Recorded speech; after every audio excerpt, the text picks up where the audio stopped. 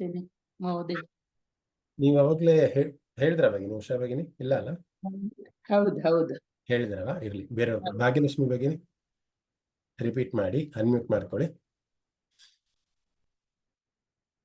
ಲೋಕಾಧ್ಯಕ್ಷ ಸುರಾಧ್ಯಕ್ಷೋ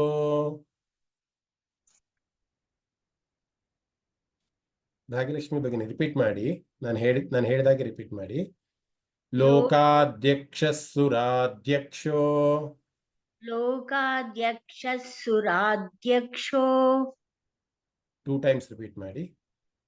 ಲೋಕಾಧ್ಯಕ್ಷ ಸುರಾಧ್ಯಕ್ಷೋ ಧರ್ಮಾಧ್ಯಕ್ಷ ಕೃತಾಕೃತಃ ಧರ್ಮಾಧ್ಯಕ್ಷ ಕೃತಾಕೃತಃ ಧರ್ಮಾಧ್ಯಕ್ಷ ಕೃತಾಕೃತಃ ಚತುರಾತ್ಮಾ ಚತುರ್ವ್ಯೂಹಸ್ ಚತುರಾತ್ಮಾ ಚತುರ್ವ್ಯೂಹಸ್ 2 ಸತಿ ಹೇಳಿ. ಚತುರಾತ್ಮಾ ಚತುರ್ವ್ಯೂಹಸ್ ಚತುರ್ದಂಷ್ಟಶ್ಚತುರ್ಭುಜಃ ಚತುರ್ದಂಶ್ರಶ್ಚತುರ್ಭುಜಃ ಚತುರ್ದಂಶ್ರಶ್ಚತುರ್ಭುಜಃ. ಧನ್ಯವಾದ. ಒಂದ್ಸತಿ ಒಟ್ಟಿಗೆ ಹೇಳಕ್ಕಾಗತ್ತಾ? ಮಹೋದಯ ಹೇಳ ಮಹೋದಯ. ಹೇಳಿ ಹೇಳಿ ಹೇಳಿ.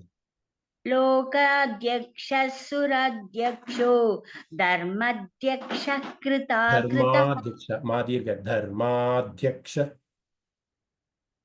ಧರ್ಮಾಧ್ಯಕ್ಷ ಕೃತಾಕೃತಃ ಚತುರಾತ್ಮಾ ಚತುರ್ವ್ಯೂಹಸ್ ಚತುರ್ಧಂಶ್ರಶ್ಚತುರ್ಭುಜಃ. ಧನ್ಯವಾದ ಭಗಿನಿ, ಚೆನ್ನಾಗಿ ಹೇಳಿದ್ರಿ. ದಯವಿಟ್ಟು ಎಲ್ಲರೂ ಮ್ಯೂಟ್ ಮಾಡ್ಕೊಳ್ಳಿ. ಯಾಕಂದ್ರೆ ನನಗೆ ಕ್ಲಾಸ್ ಮಾಡ್ಬೇಕಾದ್ರೆ ಮಧ್ಯದಲ್ಲಿ ಆಕ್ಚುಲಿ ಕ್ಲಾಸ್ ಆನ್ ಮಾಡಿದ ತಕ್ಷಣ ಯಾವುದೋ TV9 ಪಬ್ಲಿಕ್ ಟಿವಿನೋ ಯಾವುದೋ ಜೋರಾಗಿ ಬರ್ತಿತ್ತು, ಪಾಕ್ಗೆ ಮತ್ತೆ ಇಂಡಿಯಾಗೆ ಯುದ್ಧ ಡಿಕ್ಲೇರ್ ಆಗಿದೆ ಅಂತ. ಆಗಲಿ, ಇರ್ಲಿ, ಪರವಾಗಿಲ್ಲ. ಬಟ್ ಆದಷ್ಟು ಈ ಒಂದು ಸಮಯ ಏನಿದೆ, 1 ಗಂಟೆಗಳ ಸಮಯ, 1.25 ಗಂಟೆಯ ಸಮಯ ನಾವು ದೇವರಿಗೋಸ್ಕರ ಅಂತ ಮೀಸಲಿಡೋಣ. ಯಾಕಂದ್ರೆ 24 ಗಂಟೆನಲ್ಲಿ ನಮ್ಮ ಸಂಸಾರದ ಅಥವಾ ಬೇರೆ ಲೌಕಿಕವಾದಂತಹ ಸುಮಾರಿಷ್ಟು ವಿಚಾರಗಳಲ್ಲಿ ನಾವು ಬೇಡ ಅಂದ್ರೂ ಅದು ನಮ್ಮ ಕಿವಿಗೆ ಬೀಳ್ತಿರುತ್ತೆ, ಅಥವಾ ಅದ್ರಲ್ಲಿ ನಾವು ಮಗ್ನರಾಗಿರ್ತೀವಿ. ಇದು ಬೇಕು ಅಂದ್ರೂ ಕೂಡ ಇದು ಸಿಗೋಲ್ಲ ಅಲ್ವಾ? ಪ್ರತಿ ಶನಿವಾರ 4 ಗಂಟೆಗೆ ಕ್ಲಾಸ್ ಅಂತ ಅಂದ್ರೆ ಅದು ಶನಿವಾರ 4 ಗಂಟೆಗೆ ಆಗುತ್ತೆ ಅಲ್ವಾ? ಬೇರೆ ಟೈಮಲ್ಲಿ ಮಾಡು ಅಂದ್ರೆ ನನಗೂ ಆಗೋದಿಲ್ಲ, ನಿಮಗೂ ಆಗೋದಿಲ್ಲ. ಸೊ ಹಾಗಾಗಿ ಈ 1 ಗಂಟೆಗಳ ಸಮಯ ಎಲ್ಲ ಕೆಲಸಗಳನ್ನ ಸ್ವಲ್ಪ ಬದಿಗಿಟ್ಟು ವಿಷ್ಣುವಿನ ಗರಿಮೆಯನ್ನ, ಹಿರಿಮೆಯನ್ನ, ಅವನೊಂದು ವೈಭವವನ್ನ ಸ್ವಲ್ಪ ಮೆಲುಕು ಹಾಕೋಣ, ಕಿವಿಗಳಿಗೆ ಕರುಣಾನಂದವನ್ನ ಕೊಡೋಣ, ನನ್ನ ಬಾಯಿಗೆ ಕೂಡ ಒಂದು ರಸದೌತಣವನ್ನ ಕೊಡೋಣ. ಅದಕ್ಕೋಸ್ಕರ ಎಲ್ಲರೂ ದಯವಿಟ್ಟು ಮ್ಯೂಟಲ್ಲಿರಿ. ಸೊ ಈ ಶ್ಲೋಕದಲ್ಲಿ ನಾವು 8 ನಾಮಗಳನ್ನ, ವಿಷ್ಣುವಿನ 8 ನಾಮಗಳನ್ನ ನಾವು ನೋಡ್ಬೋದು. ಯಾವ್ಯಾವುದು ಅಂದ್ರೆ ಅದು ಲೋಕಾಧ್ಯಕ್ಷ ಸುರಾಧ್ಯಕ್ಷ ಧರ್ಮಾಧ್ಯಕ್ಷ ಕೃತಾಕೃತಃ ಚತುರಾತ್ಮ ಚತುರ್ವ್ಯೂಹ ಚತುರ್ದ್ರಷ್ಟ ಚತುರ್ಭುಜ ಅನ್ನುವಂಥ 8 ನಾಮಗಳನ್ನ ನಾವು ನೋಡ್ಬೋದು. ಮತ್ತಿನ್ನೊಂದ್ಸತಿ ರಿಪೀಟ್ ಮಾಡ್ತೀನಿ. ಲೋಕಾಧ್ಯಕ್ಷ ಸುರಾಧ್ಯಕ್ಷ ಧರ್ಮಾಧ್ಯಕ್ಷ ಕೃತಾಕೃತಃ ಚತುರಾತ್ಮ ಚತುರ್ವ್ಯೂಹ ಚತುರ್ದ್ರಷ್ಟ ಚತುರ್ಭುಜ ಅನ್ನುವಂಥ 8 ನಾಮಗಳನ್ನ ಈ ಒಂದು 15ನೇ ಶ್ಲೋಕದಲ್ಲಿ ನಾವು ನೋಡ್ಬೋದು. ಮೊದಲನೇ ನಾಮ ಲೋಕಾಧ್ಯಕ್ಷ ಅನ್ನುವಂಥ. ಸಾಮಾನ್ಯವಾಗಿ ಇದನ್ನು ನಾವು ಸಂಸ್ಕೃತ ನಮ್ಗೆ ಬರೋಲ್ಲ ಅಂದ್ರೂ ಕೂಡ ಅರ್ಥೈಸ್ಕೊಬಹುದು ಸುಲಭವಾಗಿ. ಲೋಕಕ್ಕೆ ಯಾರು ಅಧ್ಯಕ್ಷನಾಗಿರ್ತಾನೋ ಅವನಿಗೆ ಲೋಕಾಧ್ಯಕ್ಷ ಅಂತ ಕರೀತಾರೆ. ಇಡೀ ಲೋಕಕ್ಕೆ ಏನು 14 ಲೋಕಗಳಿದೆ ಅಂತ ಸಾಮಾನ್ಯವಾಗಿ ಶಾಸ್ತ್ರದಲ್ಲಿ ಹೇಳ್ತಾರೆ. ಮೇಲಿನ ಊರ್ಧ್ವ ಲೋಕಗಳು 7 ಮತ್ತೆ ಅಧೋಲೋಕಗಳು 7 ಅಂತ. ನಾವು ಯಾವ ಯಾವ ಕರ್ಮಗಳನ್ನ ಮಾಡಿರ್ತೀವಿ ಅದರ ಅನುಸಾರವಾಗಿ ಆ ಲೋಕದಲ್ಲಿ ಜನ್ಮವನ್ನ ತಾಳ್ತೀವಿ ಅಂತ ಸಾಮಾನ್ಯವಾಗಿ ಹೇಳ್ತಾರೆ. ಯಾರು ತುಂಬಾ ಶ್ರೇಷ್ಠವಾದಂತಹ ಕರ್ಮಗಳನ್ನು ಮಾಡಿ ಸತ್ಕರ್ಮಗಳನ್ನು ಮಾಡಿರ್ತಾರೋ ಅವರೆಲ್ಲರೂ ಕೂಡ ಊರ್ಧ್ವ ಲೋಕದಲ್ಲಿ ಜನ್ಮವನ್ನ ತಾಳ್ತಾರೆ. ಸಾಮಾನ್ಯವಾಗಿ ಇರುವಂತಹವರು ಭೂಲೋಕ ಮತ್ತೆ ಅದರೆಲ್ಲ ಕೆಳಗಿರುವಂತಹ ಅಧೋಲೋಕಗಳನ್ನ ಇಲ್ಲಿ ಜನ್ಮವನ್ನು ತಾಳ್ತಾರೆ ಅಂತ ಸಾಮಾನ್ಯವಾಗಿ ಶಾಸ್ತ್ರದಲ್ಲಿ ಹೇಳ್ತಾರೆ. ಯಾವುವು ಅವು ಊರ್ಧ್ವ ಲೋಕಗಳು ಅಂದ್ರೆ ಯಾವುವು ಅಂದ್ರೆ ಅದು ಸತ್ಯಲೋಕ, ತಪೋಲೋಕ, ಜನಲೋಕ, ಮಹರ್ಲೋಕ, ಸ್ವರ್ಗಲೋಕ, ಭವಲೋಕ, ಭೂಲೋಕ ಅನ್ನುವಂಥದ್ದು ಊರ್ಧ್ವ ಲೋಕಗಳು. ನಾವು ಭೂಲೋಕದಲ್ಲಿದ್ದೀವಿ ಅಂದ್ರೆ ಊರ್ಧ್ವ ಲೋಕದ ಒಂದು ಕೊನೆಯ ಅಂಚಿನಲ್ಲಿ ನಾವಿದ್ದೀವಿ, ಒಂದು ತರ ಮಿಡಲ್ ಅಂತ ಹೇಳ್ಬೋದು. ಇಲ್ಲಿಂದ ಮೇಲ್ಗಡೆ ಹೋಗೋ ಆಪ್ಷನ್ ಇದೆ, ಕೆಳಗಡೆ ಹೋಗುವಂತ ಆಪ್ಷನ್ ಇದೆ. ಅದೋ ಲೋಕಗಳು ಅಂದ್ರೆ ಅದು ಅತಳ, ವಿತಳ, ಸುತಳ, ತಳಾತಳ, ಮಹಾತಳ, ರಸಾತಳ, ಪಾತಾಳ ಅನ್ನುವಂಥ 7 ಲೋಕಗಳು.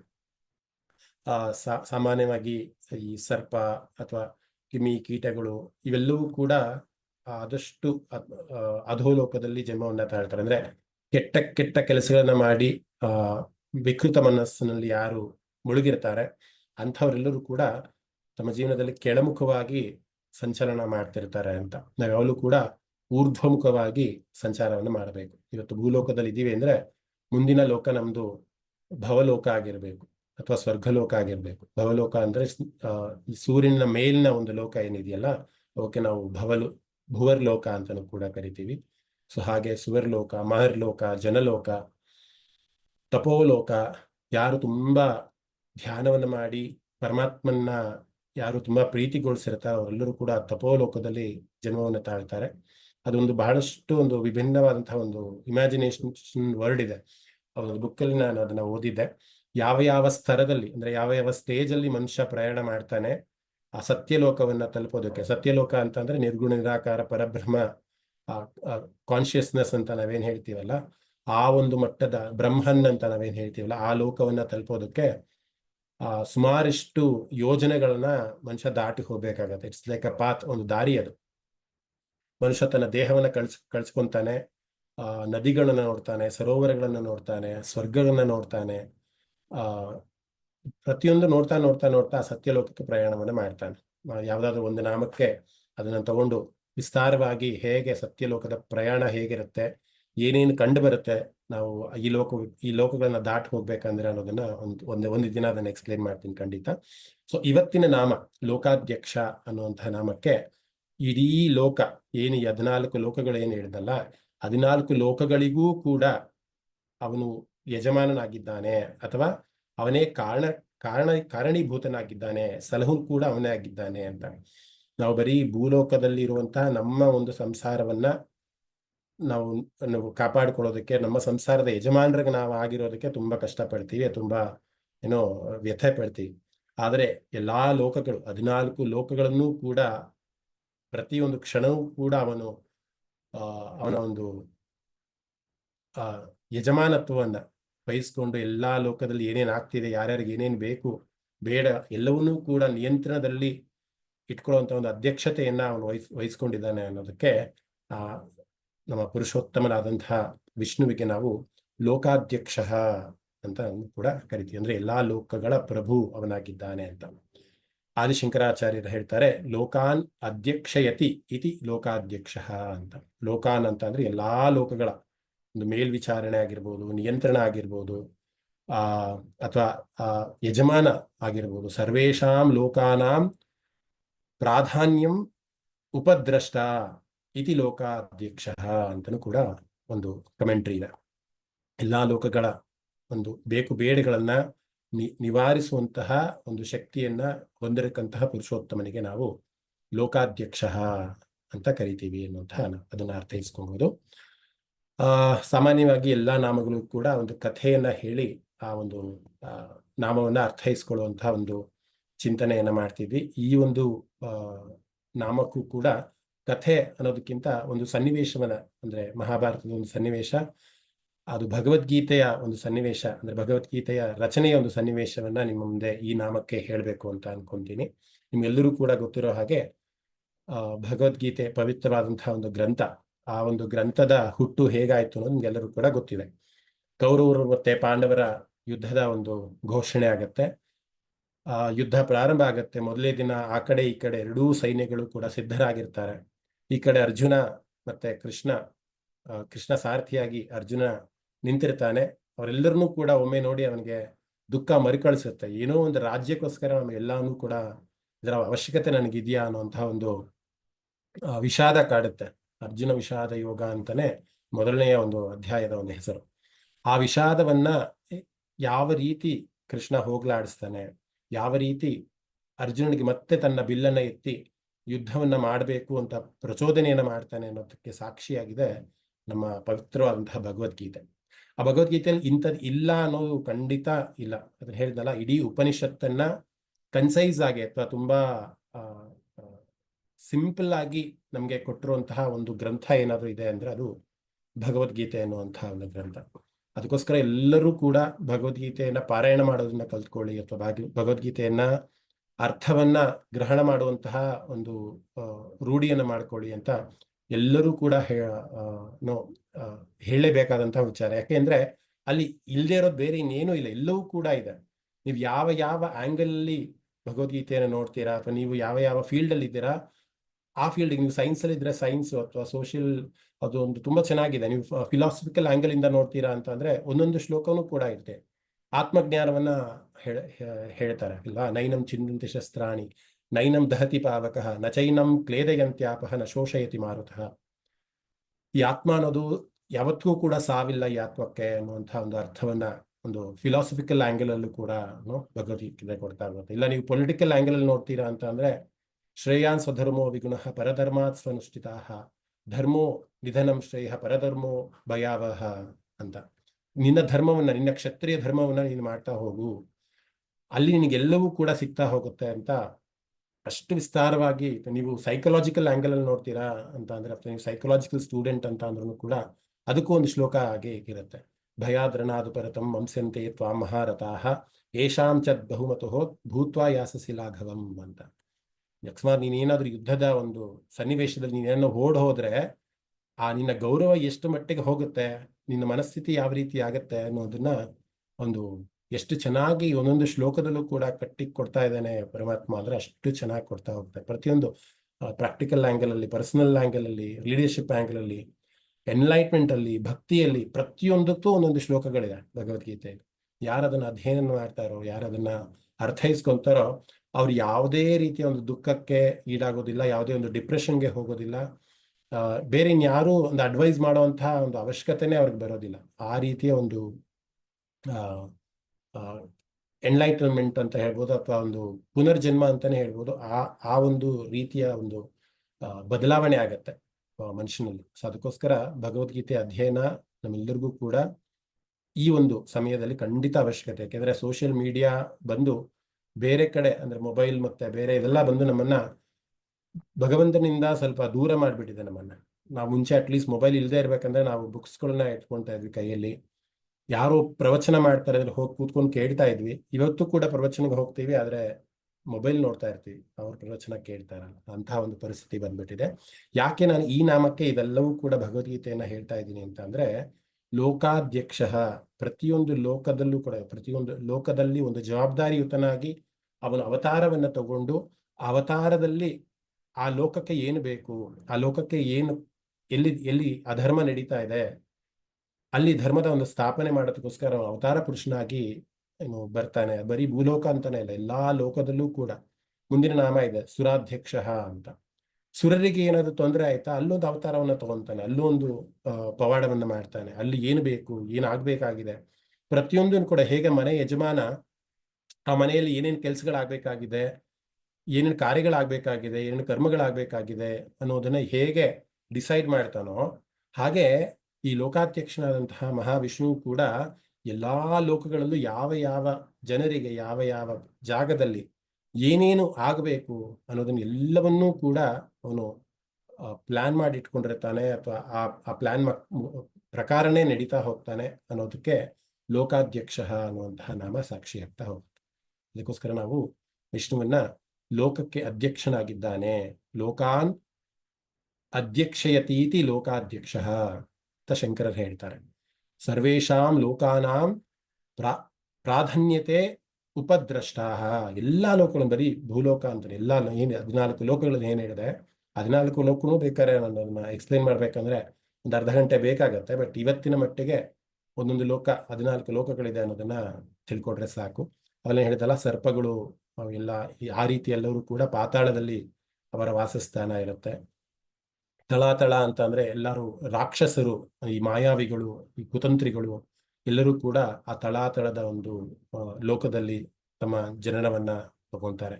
ಅದೇನಲ್ಲ, ಅವರವರ ಕರ್ಮದ ಅನುಸಾರವಾಗಿ, ಅವರ ಪುಣ್ಯದ ಅನುಸಾರವಾಗಿ ಅವರು ಆ ಲೋಕದಲ್ಲಿ ಜನ್ಮವನ್ನು ತಾಳ್ತಾರೆ. ಅವ್ರು ಯಾವುದೇ ಲೋಕದಲ್ಲಿ ಜನ್ಮವನ್ನು ತಾಳಿದ್ರೂ ಕೂಡ ಆ ಅಧ್ಯಕ್ಷನಾಗಿ ಈ ಒಂದು ಚೈತನ್ಯ ರೂಪ ಏನಿದೆ ಅವನು ಸಲಹತಾನೆ, ಅವನು ಕಾಪಾಡ್ತಾನೆ ಅನ್ನುವಂಥ ಅರ್ಥದಲ್ಲಿ ಲೋಕಾಧ್ಯಕ್ಷ ಅನ್ನುವಂಥ ನಾಮ ಸಾಕ್ಷಿಯಾಗತ್ತೆ.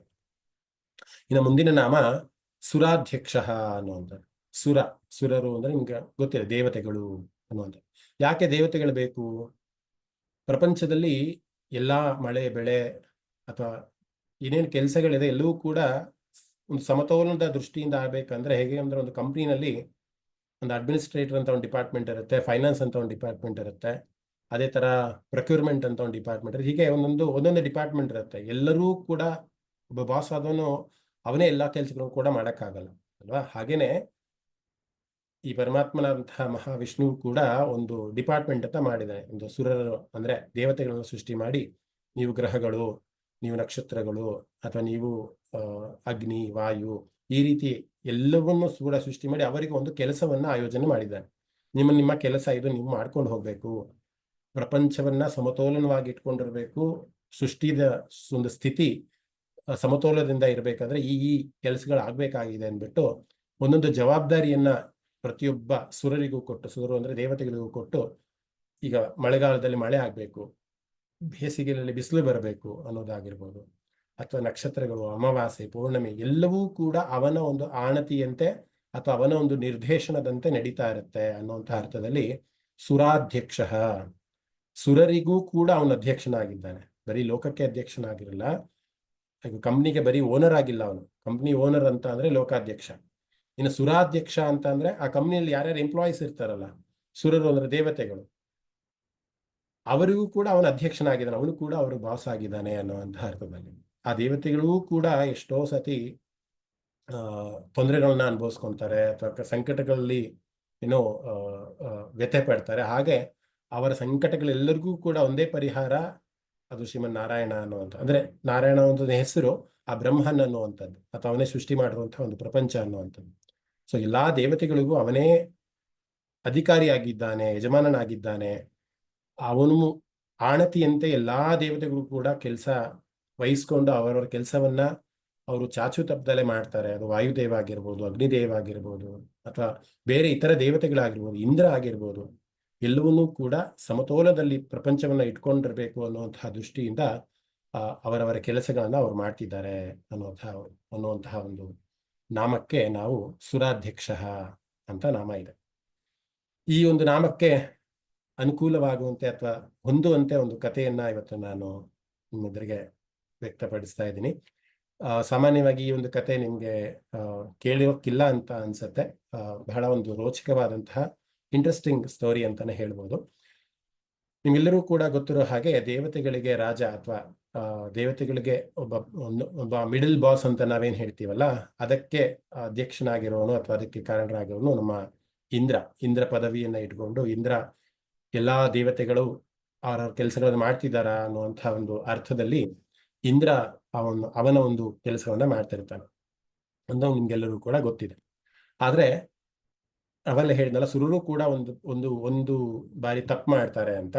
ಹಾಗೆ ಅವನು ಕೂಡ, ಇಂದ್ರನು ಕೂಡ ಈ ಒಂದು ಹಿಂದಿನ ನಾಮದಲ್ಲಿ ನಾನು ಹೇಳಿದ್ದೆ, ಒಂದು ಕಥೆಯನ್ನ ಹೇಳಿದ್ದೆ, ಅಹಲ್ಯ ಅನ್ನೋ ಒಂದು ಕಥೆಯನ್ನ ಹೇಳಿದ್ದೆ. ಇಂದ್ರ ಅಹಲ್ಯವನ್ನ ಮೋಹಿಸ್ತಾನೆ. ಅವನ ತಂದೆ ಅವರ ಮದುವೆಯನ್ನು ಮಾಡಬೇಕು ಅಂತ ಅಂದಾಗ ಗೌತಮ ಮಹರ್ಷಿಗಳು ಬಂದು ಅಹಲ್ಯವನ್ನ ಮದುವೆ ಆಗ್ತಾರೆ.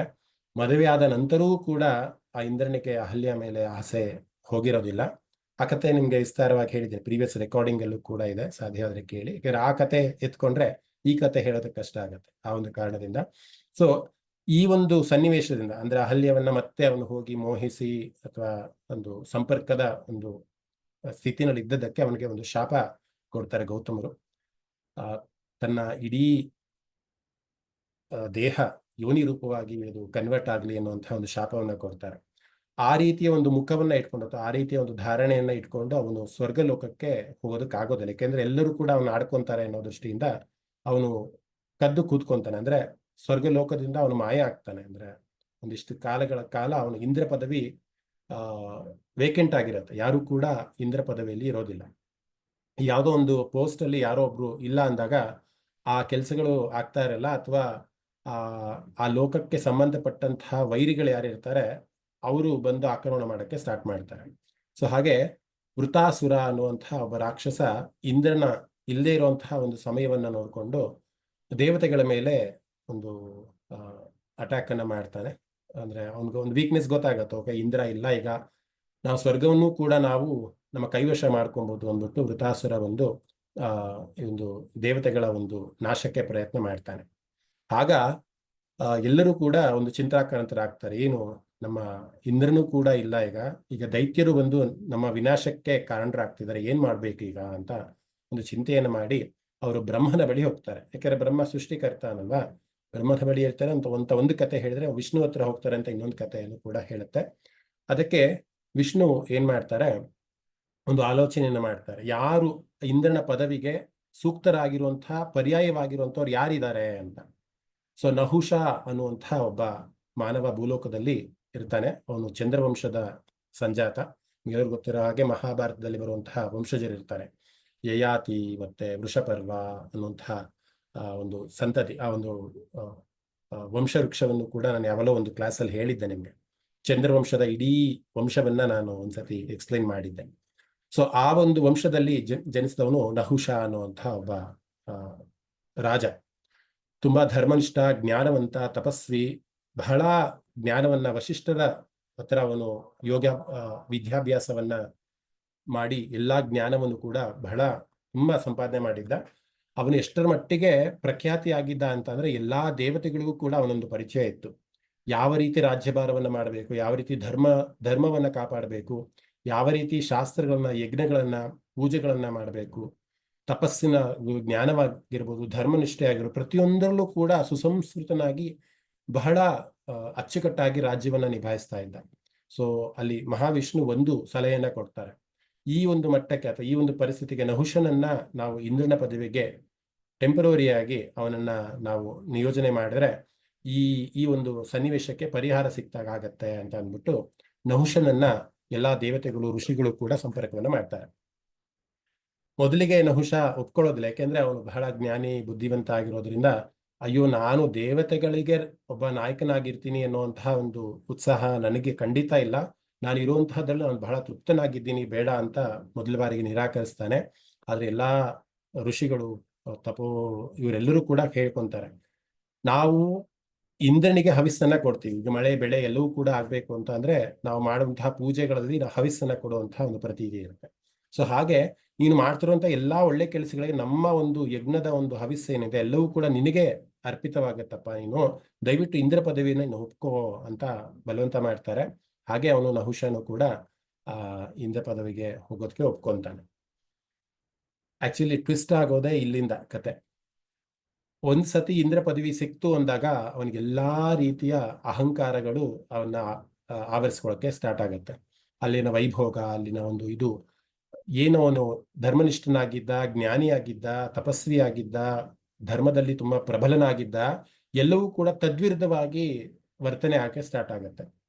ಎಷ್ಟರ ಮಟ್ಟಿಗೆ ಅಂತ ಅಂದ್ರೆ ಇಂದ್ರನ ಪತ್ನಿಯಾದಂತಹ ಶುಚಿದೇವಿ, ಅವನ ಮೇಲೂ ಕೂಡ ಅವನು ಆಕರ್ಷಿತನಾಗ್ತಾನೆ. ಶುಚಿದೇವಿಯನ್ನ ನಾನು ವಿವಾಹ ಆಗ್ಬೇಕು, ಶುಚಿದೇವಿಯನ್ನ ನಾನು ಮೋಹಿಸಬೇಕು ಅನ್ನುವಂಥ ಮಟ್ಟಕ್ಕೆ ಅವನು ತನ್ನ ವಿಕೃತ ಮನೋಭಾವವನ್ನ ಕಂಡುಕೊಂತಾನೆ. ಧರ್ಮನಿಷ್ಠೆ ಅಥವಾ ಧರ್ಮದಲ್ಲಿ ಇರಬೇಕು ಅನ್ನುವಂತಹ ಒಂದು ಪ್ರಜ್ಞೆ ಅವನ ಅಹಂಕಾರ ಎಷ್ಟರ ಮಟ್ಟಿಗಿತ್ತು ಅಂತ ಅಂದ್ರೆ ಆ ರೀತಿಯ ಒಂದು ವಿಕೃತ ಸ್ವಭಾವವನ್ನ ಅವನು ಹೊಂದೋದಕ್ಕೆ ಸ್ಟಾರ್ಟ್ ಮಾಡ್ತಾನೆ. ಆಗ ಶುಚಿದೇವಿ ಹೋಗಿ ಬೃಹಸ್ಪತಿಗಳನ್ನ ಸಂಪರ್ಕ ಮಾಡ್ತಾರೆ, ಈ ರೀತಿ ನನಗೆ ಸಂಕಟ ಒದಗಿದೆ, ದಯಮಾಡಿ ಇದಕ್ಕೊಂದು ಪರಿಹಾರ ಬೇಕು ಅಂತ.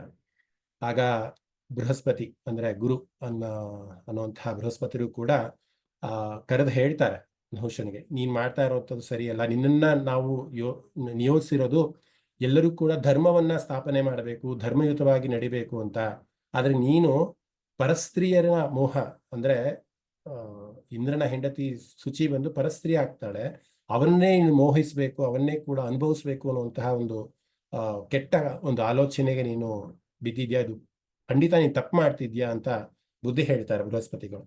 ಆಗ ಅವನು ಹೇಳ್ತಾನೆ, ಇಂದ್ರ ಅಹಲ್ಯ ಹತ್ರ ಹೋಗ್ಬೇಕಂದ್ರೆ ಈ ಮಾತು ಎಲ್ಲಿ ಹೋಗಿತ್ತು ನಿಮ್ಗೆ? ನೀವ್ ಯಾಕೆ ಇಂದ್ರನಿಗೆ ಹೇಳಲಿಲ್ಲ ಅಹಲ್ಯ ಹತ್ರ ಹೋಗ್ಬೇಡಿ ಅಂತ, ಇವತ್ತು ನನಗೆ ಹೇಳಕ್ ಬಂದಿದ್ದೀರಾ ಅಂತ ಅದಕ್ಕೆ ತಿರುಗಿ ವಾದವನ್ನು ಮಾಡ್ತಾನೆ. ಕಡೆಗೆ ಅವರು ಕೂಡ ಸೋಲ್ತಾರೆ.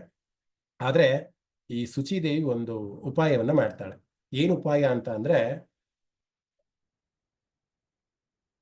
ನಮ್ಮ ಈ ನಹುಷನನ್ನ ಆಕರ್ಷಣೆಯನ್ನ ಮಾಡಬೇಕು ಅಥವಾ ಅವನಿಗೆ ಬುದ್ಧಿ ಕಲಿಸ್ಬೇಕು ಅಂತ ಅಂದ್ಬಿಟ್ಟು ಒಂದು ವಿಚಾರವನ್ನ ನಹುಷನ ಹತ್ರ ಹೇಳ್ತಾಳೆ. ಆಯ್ತು, ನಿನ್ನ ಒಂದು ಆಸೆಯಂತೆ ನಾನು ನಿನ್ನ ಜೊತೆ ಸಹಗಮನವನ್ನ ಅಥವಾ ನಿನ್ನ ಜೊತೆ ಇರೋದಕ್ಕೆ ನಾನು ಒಪ್ಕೊಂತೀನಿ. ಆದ್ರೆ ಒಂದು ಕಂಡೀಷನ್ ಏನಂತ ಅಂದ್ರೆ, ಹೇಗೆ ಈಗ ನಮ್ಮ ವಿಷ್ಣು ಶಿವ ತುಂಬಾ ಅಲಂಕೃತರಾಗಿ ಎಲ್ಲಾ ಭೂಷಣರಾಗಿ ಅಲಂಕೃತರಾಗಿ ಹೇಗಿರ್ತಾರೋ ಹಾಗೆ ಸರ್ವಾ ಅಲಂಕೃತರಾಗಿ ನೀವು ಪಲ್ಲಕ್ಕಿಯಲ್ಲಿ ಬರಬೇಕು ನನ್ನ ಕಾಣ್ಲಿಕ್ಕೆ. ಆ ಪಲ್ಲಕ್ಕಿಯನ್ನ ಯಾರು ಹೊತ್ಕೊಂಡಿರ್ಬೇಕು ಅಂತ ಅಂದ್ರೆ, ಈ ಸಪ್ತ ಋಷಿಗಳೇನಿದಾರಲ್ಲ, ಆ ಸಪ್ತ ಋಷಿಗಳು ನಿನ್ನ ಪಲ್ಲಕ್ಕಿಯಲ್ಲಿ ಹೊತ್ಕೊಂಡು ತಗೊಂಡ್ಬರ್ಬೇಕು. ಆ ರೀತಿ ಬಂದಾಗ ನಾನು ನಿನ್ನ ಒಪ್ಕೊಂತೀನಿ, ನಿನ್ನ ಮದುವೆ ಆಗ್ತೀನಿ ನಾನು ಅಂತ ಶುಚಿದೇವಿ ಹೇಳ್ತಾಳೆ. ಇವನಿಗೂ ಬಹಳ ಸಂತೋಷ ಆಗತ್ತೆ. ಒಂದು ದಿನ ನಿಗದಿ ಆಗತ್ತೆ. ಸಪ್ತ ಋಷಿಗಳಿಗೂ ಕೂಡ ಆಜ್ಞೆಯನ್ನ ಮಾಡ್ತಾನೆ, ನನ್ನನ್ನು ಅಲಂಕಾರ ಮಾಡಿ ಒಂದು ಪಲ್ಲಕ್ಕಿಯಲ್ಲಿ ನೀವು ನಿಮ್ಮ ಹೆಗಲಲ್ಲಿ ನನ್ನ ಹೊತ್ಕೊಂಡು ಬರಬೇಕು, ಶುಚಿದೇವಿಯ ಅಂತಃಪುರದಲ್ಲಿ ನನ್ನ ನೀವು ಬಿಡಬೇಕು ಅಂತ. ಆ ದಿನ ಕೂಡ ಬರುತ್ತೆ. ಆ ದಿನದಲ್ಲಿ ಈಗ ಇಂದ್ರನ ಪದವಿಲಿ ಇದ್ದಾಗ ಎಲ್ಲಾ ದೇವತೆಗಳು ಅಥವಾ ಎಲ್ಲಾ ಋಷಿಗಳು ಕೂಡ ಅವನ ಆಣತಿಯಂತೆ ಅವನ ಆಜ್ಞೆಯಂತೆ ನಡಿಬೇಕು. ಹಾಗೆ ಸಪ್ತ ಋಷಿಗಳು ಕೂಡ ಪಲ್ಲಕ್ಕಿಯನ್ನ ಹೊರ್ತಾರೆ. ಅವನನ್ನ ಹೊತ್ತು ಸಪ್ತ ಋಷಿಗಳು ಕೂಡ ಬರ್ತಿರ್ತಾರೆ.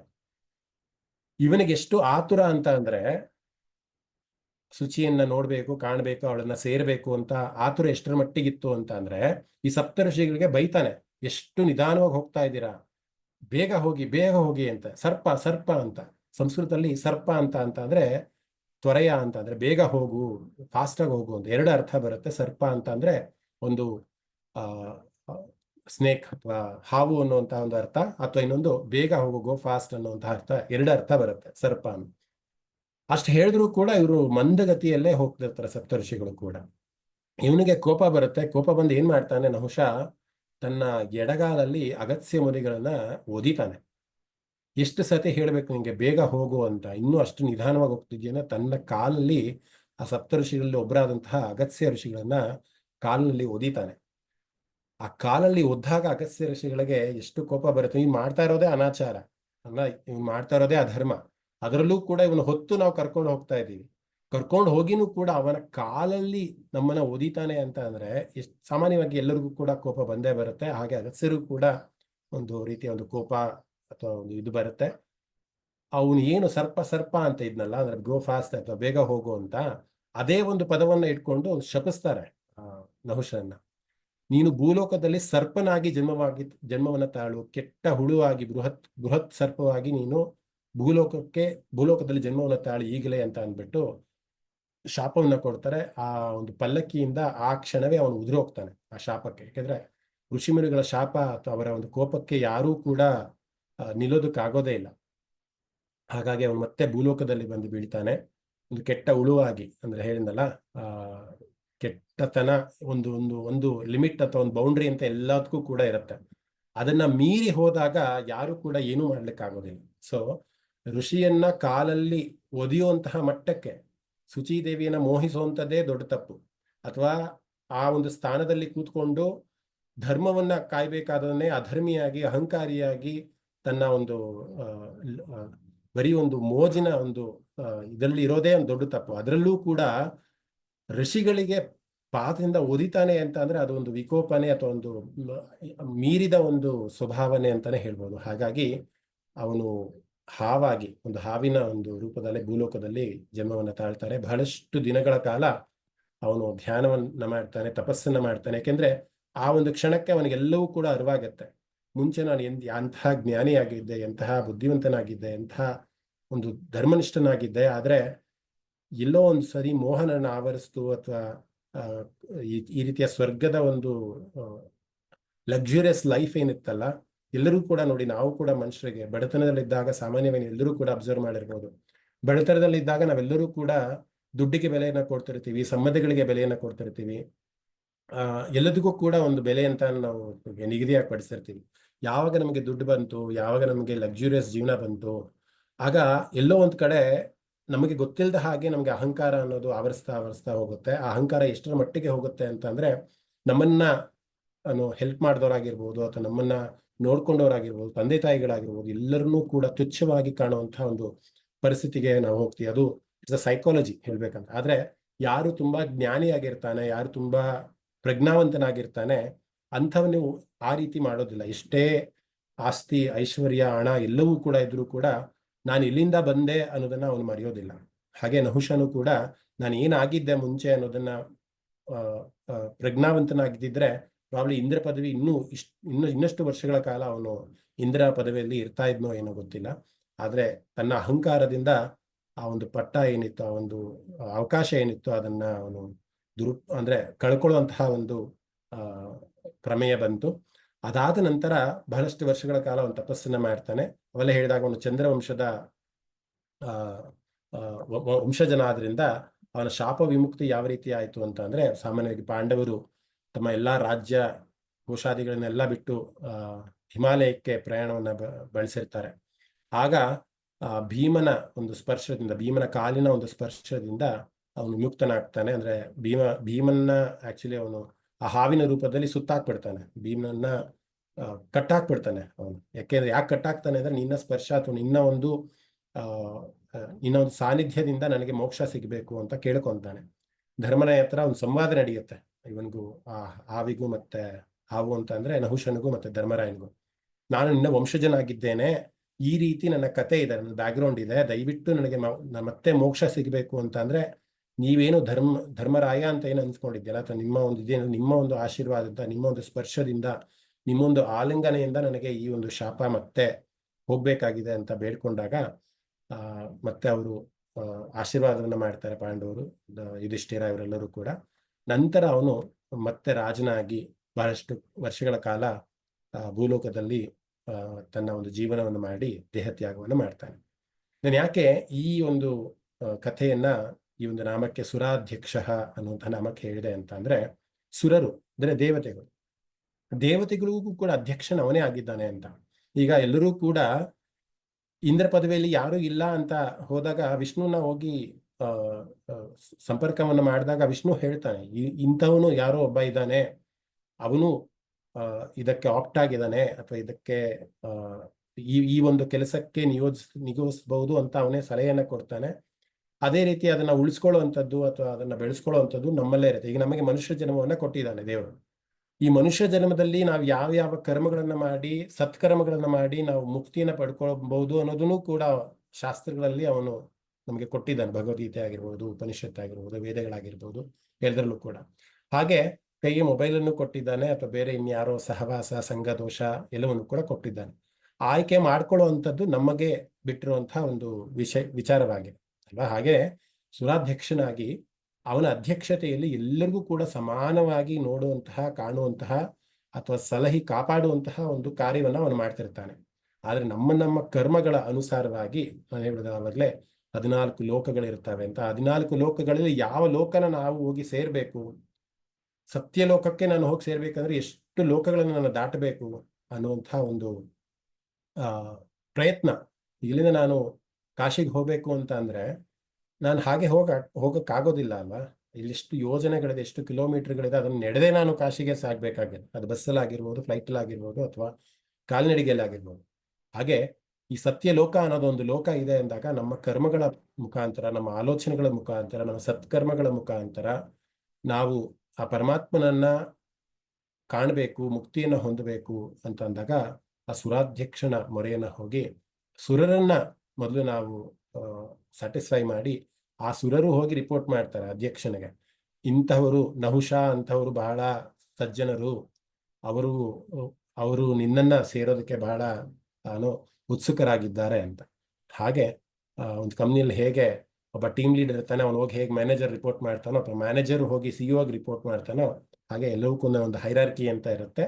ಆ ರೀತಿಯಾಗಿ ನಾವು ತುಂಬಾ ಸುಲಭವಾಗಿ ಅಥವಾ ತುಂಬಾ ಸುಲಭವಾಗಿ ಅರ್ಥ ಮಾಡ್ಕೊಬೇಕಾದ್ರೆ ಈ ರೀತಿ ಅರ್ಥ ಮಾಡಿಕೊಂಡು ಪುಣ್ಯದೆಡೆಗೆ, ಮುಕ್ತಿಯಡೆಗೆ ನಾವೆಲ್ಲರೂ ಕೂಡ ಸಾಕ್ತಾ ಇರಬೇಕು ಅನ್ನುವಂತಹ ಒಂದು ಅರ್ಥದಲ್ಲಿ ಸುರಾಧ್ಯಕ್ಷ ಅನ್ನುವಂತಹ ಒಂದು ನಾಮ ಸಾಕ್ಷಿಯಾಗತ್ತೆ. ನಾವು ಮುಂದಿನ ನಾಮಕ್ಕೆ ಹೋಗೋಣ. ಮುಂದಿನ ನಾಮ ಧರ್ಮಾಧ್ಯಕ್ಷ ಅನ್ನುವಂಥದ್ದು. ಇವತ್ತೆಲ್ಲವೂ ಕೂಡ ಅಧ್ಯಕ್ಷ ಅಂತಾನೆ ಸ್ಟಾರ್ಟ್ ಆಗ್ತಿದೆ. ವ್ಯಾಸರು ಆ ರೀತಿ ಚೆನ್ನಾಗಿ ಸಂಯೋಜನೆ ಮಾಡಿ ಬರೆದಿದ್ದಾರೆ. ಲೋಕಾಧ್ಯಕ್ಷ, ಸುರಾಧ್ಯಕ್ಷ, ಧರ್ಮಾಧ್ಯಕ್ಷ ಅಂತ ಒಂದೊಂದು ಸ್ವಲ್ಪ ಡಿಫರ್ ಆಗತ್ತೆ. ಆದ್ರೆ ಅಧ್ಯಕ್ಷ ಮಾತ್ರ ಒಬ್ಬನೇ ಇದ್ದಾನೆ ಇಲ್ಲಿ.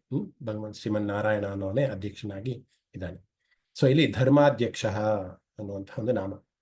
ಧರ್ಮ ಅಂತ ನಮ್ಮ ಮನಸ್ಸಿಗೆ ಬಂದ ತಕ್ಷಣ ನಮಗೆ ತಟ್ಟಂತ ಹೊಡೆಯೋದು, ನನಗೆ ಎಕ್ಸ್ಪೆಷಲಿ ಹೊಡೆಯೋದು ಯಮರಾಜ ಅನ್ನುವಂಥ ಅಲ್ವಾ.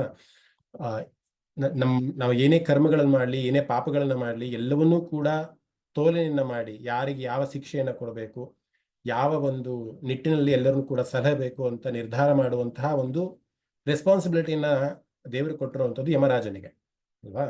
ಹಾಗೆ ಯಮನ ಅವತಾರವಾಗಿ ಭೂಮಿಗೆ ಬಂದಂತಹ ಒಬ್ಬ ಮನುಷ್ಯ ಇದ್ದಾನೆ, ಅವನೇ ವಿದುರ ಅನ್ನುವಂಥದ್ದು. ಮಹಾಭಾರತದ ಒಂದು ಕ್ಯಾರೆಕ್ಟರ್ ವಿದುರ ಅಂತ. ಅವನ ಒಂದು ಕಥೆಯನ್ನ ಈ ಒಂದು ನಾಮಕ್ಕೆ ನಾನು ಹೇಳೋದಕ್ಕೆ ಪ್ರಯತ್ನ ಮಾಡ್ತೀನಿ. ಮೊದಲಿಗೆ ಧರ್ಮಾಧ್ಯಕ್ಷ ಅಂತ ಅಂದ್ರೆ ನಮ್ಮ ಶಂಕರರು ಏನು ಹೇಳಿದ್ದಾರೆ, ಆದಿಶಂಕರಾಚಾರ್ಯರು ಅಂತ ಒಮ್ಮೆ ನೋಡ್ಕೊಂಡ್ಬರೋಣ. ಧರ್ಮಾಧ್ಯಕ್ಷ ಅಂದ್ರೆ ಯಾರು ಧರ್ಮವನ್ನ ಕಾಯ್ತಾರೋ ಅಥವಾ ಯಾರು ಧರ್ಮದ ಹಾದಿಯಲ್ಲೇ ಹೋಗ್ಬೇಕು ಅನ್ನುವಂತಹ ಒಂದು ನಿಟ್ಟಿನಲ್ಲಿ ನಮ್ಮನ್ನ ಪ್ರೇರೇಪಣೆಯನ್ನು ಮಾಡ್ತಾರೋ. ಈಗ ಇಡೀ ಮಹಾಭಾರತ ನಡೆದಿದ್ದು ಧರ್ಮಕ್ಕೋಸ್ಕರ, ಧರ್ಮವನ್ನ ಉಳಿಸ್ಬೇಕು ಅಂತ ಅಲ್ವಾ. ಇಲ್ಲಾಂದ್ರೆ ಕುರುಕ್ಷೇತ್ರ ನಡೀತಾನೆ ಇರಲಿಲ್ಲ. ಅಲ್ಲಿ ಎಲ್ಲಿ ದುರ್ಯೋಧನ ಎಲ್ಲವನ್ನೂ ಕೂಡ ಅಧರ್ಮವನ್ನೇ ಮಾಡ್ಕೊಂಡು ಬರ್ತಾ ಇದ್ದ, ಅಷ್ಟು ಡಾಮಿನೆಂಟ್ ಆಗಿದ್ದ ಅನ್ನೋದಾಗ ಬರೀ 5 ಜನ ಆದಂತಹ ಪಾಂಡವರ ಜೊತೆ ಕೃಷ್ಣ ನಿಲ್ತಾನೆ. ಯಾಕೆ ಅಂತ ಅಂದ್ರೆ ಧರ್ಮವನ್ನ ಎತ್ತಿಡಬೇಕು, ಧರ್ಮಕ್ಕೆ ನಾನು ಅಧ್ಯಕ್ಷನಾಗಿದ್ದೀನಿ, ಅದಕ್ಕೋಸ್ಕರ ಕೃಷ್ಣನ ರೂಪದಲ್ಲಿ ಅವತಾರವನ್ನ ನಾನು ತಾಳಿದ್ದೀನಿ ಎನ್ನುವಂಥ ಅರ್ಥದಲ್ಲಿ. ಧರ್ಮ ಅಧರ್ಮವು ಸಾಕ್ಷಾತ್ ಈಕ್ಷತೆ ಅನುರೂಪಂ ಫಲಂ ದಾತುಂ ತಸ್ಮಾತ್ ಧರ್ಮಾಧ್ಯಕ್ಷ ಅಂತ ಶಂಕರರು ಹೇಳ್ತಾರೆ. ಅಂದ್ರೆ ಧರ್ಮ ಅಧರ್ಮವು ಸಾಕ್ಷಾತ್ ಈಕ್ಷತೆ, ಯಾವುದು ಧರ್ಮ ಯಾವುದು ಅಧರ್ಮ ಅನ್ನೋದನ್ನ ಸಾಕ್ಷಾತ್ ಆಗಿ ನಾನು ನಿರೂಪಣೆಯನ್ನು ಮಾಡ್ತೀನಿ, ಅದಕ್ಕೋಸ್ಕರ ಈ ರೂಪದಲ್ಲಿ ನಾನು ಬರ್ತೀನಿ ಅಂದ್ರೆ ಅವತಾರವನ್ನು ತಗೊಂತೀನಿ ಅನ್ನುವಂತಹ ಅರ್ಥದಲ್ಲಿ ನಿರಂತರವಾದಂತಹ ಮೇಲ್ವಿಚಾರಣೆಯನ್ನ ಅಥವಾ ಒಂದು ಅಧಿಕಾರವನ್ನ ಅಥವಾ ಒಂದು ಕ್ರಿಯೆಯನ್ನ ಆ ಪುರುಷೋತ್ತಮನಾದಂತಹ ಧರ್ಮಾಧ್ಯಕ್ಷ ಇಟ್ಕೊಂಡಿದ್ದಾನೆ. ಎಲ್ಲಿ ಅಧರ್ಮ ನಡೆಯುತ್ತೆ, ಇವತ್ತಿನ ಒಂದು ಪರಿಸ್ಥಿತಿನ ನಾವು ನೋಡ್ಕೊಂಡ್ರೆ ಪಾಕ್ ಅಥವಾ ಪಾಕಿಸ್ತಾನ ಅಂತ ನಾವೇನ್ ಹೇಳ್ತೀವಿ, ಅಲ್ಲಿ ಅಧರ್ಮನೇ ಮಾಡ್ತಿದ್ದಾಗ ಯುದ್ಧ ಅನಿವಾರ್ಯ ಆಗಿದೆ ನಮ್ಗೆ. ಈಗ ಮಾಡಲೇಬೇಕಾದಂಥ ಪರಿಸ್ಥಿತಿ, ಧರ್ಮವನ್ನ ಉಳಿಸ್ಕೊಳ್ಳುವಂಥದ್ದು ನಮ್ಮ ಜವಾಬ್ದಾರಿ ಆಗಿದೆ ಅಲ್ವಾ. ಸೊ ಹಾಗೆ ಅದೊಂದು ಅವನ ಅಧ್ಯಕ್ಷತೆಯಲ್ಲಿ ಯಾರೋ ಒಬ್ರು ಕಾರಣಕರ್ತರಾಗಿರೋದು, ಅದು ಮೋದಿ ಆಗಿರ್ಬೋದು ಅಥವಾ XYZ ಯಾರೇ ಆಗಿರ್ಬೋದು, ಅವನ ಒಂದು ರೂಪದಲ್ಲಿ ಅವನ ಒಂದು ಅಂಶದಲ್ಲಿ ಇಟ್ಕೊಂಡು ಧರ್ಮವನ್ನ ಕಾಪಾಡೋದಕ್ಕೋಸ್ಕರ ಅವನು ಯಾವುದೋ ಒಂದು ರೂಪದಲ್ಲಿ ಬರ್ತಾನೆ, ನಿರ್ಧಾರಗಳನ್ನು ತಗೊಂತಾನೆ. ಒಟ್ಟಿನಲ್ಲಿ ಧರ್ಮ ಸ್ಥಾಪನೆ ಆಗ್ಬೇಕನ್ನೋದಷ್ಟೇ ಅವನ ಒಂದು ಉದ್ದೇಶ ಆಗಿರುತ್ತೆ. ಆ ಒಂದು ಕಾರಣದಿಂದ ಧರ್ಮ ಅಧರ್ಮವು ಸಾಕ್ಷಾತ್ ಈಕ್ಷತೆ ಅನುರೂಪಂ ಫಲಂ ಧಾತುಂ. ಎಂತಹ ಫಲವನ್ನ ಕೊಡಬೇಕು, ಸತ್ಕಾರ್ಯದ ಫಲವನ್ನ ಕೊಡಬೇಕು. ಎಂತಹ ಫಲ, ಯಾರ್ಯಾರಿಗೆ ಏನೇನು ತಪ್ಪುಗಳು ಮಾಡಿರ್ತಾರೋ, ಯಾರು ಅಧರ್ಮವನ್ನು ಮಾಡಿರ್ತಾರೋ ಅವ್ರಿಗೆ ಅಂಥದ್ದೇ ಆದಂತಹ ಒಂದು ಫಲವನ್ನ ಕೊಡುವಂತಹ ಒಂದು ನಿಟ್ಟಿನಲ್ಲಿ ಅವ್ರ ಕೆಲಸವನ್ನ ಮಾಡ್ತಾನೆ ಅಂತ. ಈ ಯಮಧರ್ಮರಾಜ ಮಾಡುವಂಥದ್ದೇನು, ಯಾರು ತಪ್ಪನ್ನ ಮಾಡ್ತಾರೋ ಅವರಿಗೆ ಅದಕ್ಕೆ ತಕ್ಕಾದಂತಹ ಶಿಕ್ಷೆ ಕೊಡುತ್ತೆ. ಅದು ಅವನ ಮುಂದಿನ ಜನ್ಮ ಅದೇ ರೀತಿಯಾಗಿ ಪರಿಕಲ್ಪನೆ ಆಗುತ್ತೆ ಅಥವಾ ಹುಟ್ಟುತ್ತೆ. ನೀನು ಒಳ್ಳೆ ಕಾರ್ಯಗಳನ್ನ ಮಾಡ್ತೀಯಾ, ಒಳ್ಳೆ ಸತ್ಸಂಗದಲ್ಲಿದ್ದೀಯಾ, ನೀನು ಸತ್ಸಂಗಿಗಳ ಹೊಟ್ಟೆನಲ್ಲೇ ಮತ್ತೆ ನಿನ್ನ ಜನನವನ್ನ ತಾಳ್ತೀಯಾ. ಇಲ್ಲ ನೀನು ಕೆಟ್ಟ ಕರ್ಮಗಳನ್ನ ಮಾಡ್ತಿದ್ಯಾ ಅಥವಾ ವ್ಯಸನಗಳಿಗೆ ನೀನು ಶರಣಾಗತಿ ಆಗಿದ್ಯಾ, ಆಯ್ತು ವ್ಯಸನದಲ್ಲೇ ಇರಪ್ಪ ನೀನು, ವ್ಯಸನದಲ್ಲಿ ಯಾರಿದಾರೋ ಅಂಥವರ ಒಂದು ಕುಟುಂಬದಲ್ಲಿ ನಿನ್ನ ಜನನವನ್ನು ಮಾಡ್ತೀನಿ ಅಂತ ಹೇಳ್ತಾರೆ. ಸೊ ಹಾಗೆ ಭಗವದ್ಗೀತೆಯ 6ನೇ ಅಧ್ಯಾಯವನ್ನ ಯಾರಾದ್ರೂ ಅಭ್ಯಾಸ ಮಾಡಿದ್ರೆ ಅಲ್ಲಿ ಒಂದು ಪ್ರಶ್ನೆ ಮಾಡ್ತಾನೆ ಅರ್ಜುನ.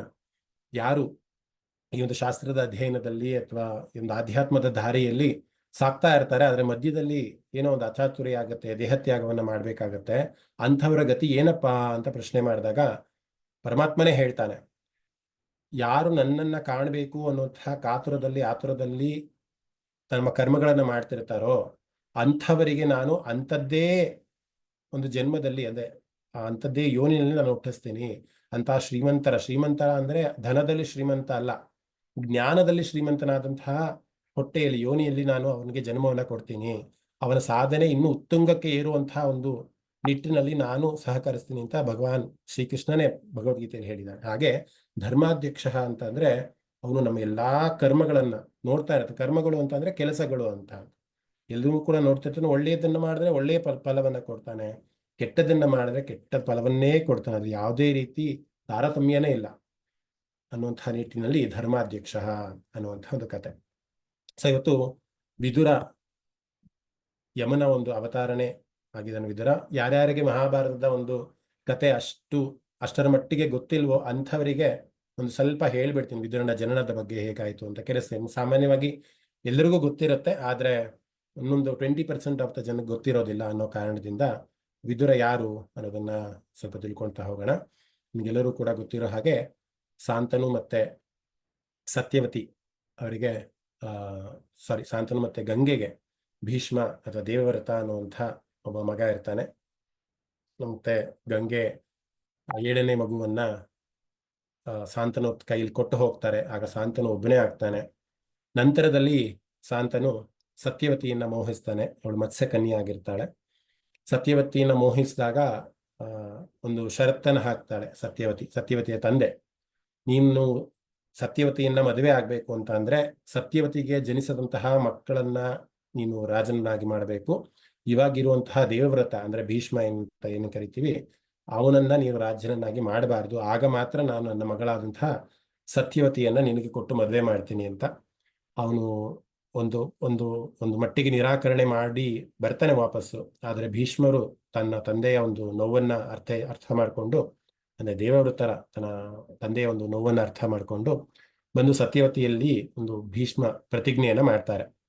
ನಿನಗೆ ಹುಟ್ಟುವಂತಹ ಮಕ್ಕಳನ್ನೇ ನಾನು ರಾಜನನ್ನಾಗಿ ಮಾಡ್ತೀನಿ ಹೊರತು ನಾನು ಖಂಡಿತ ವಿವಾಹನ ಆಗೋದಿಲ್ಲ, ನನ್ನ ವಂಶವನ್ನ ನಾನು ಬೆಳೆಯೋದಕ್ಕೆ ಬಿಡೋದಿಲ್ಲ, ನಾನು ರಾಜನಾಗೋದಿಲ್ಲ ಅಂತ ಭೀಷ್ಮ ಪ್ರತಿಜ್ಞೆಯನ್ನ ಮಾಡಿದಾಗ ಅಲ್ಲಿಗೆ ವಿಚಿತ್ರವೀರ್ಯ ಮತ್ತೆ ಚಿತ್ರಾಂಗದ ಅನ್ನುವಂಥ ಇಬ್ರು ಮಕ್ಕಳು ಸತ್ಯವತಿಗೆ ಜನನ ಆಗ್ತಾರೆ.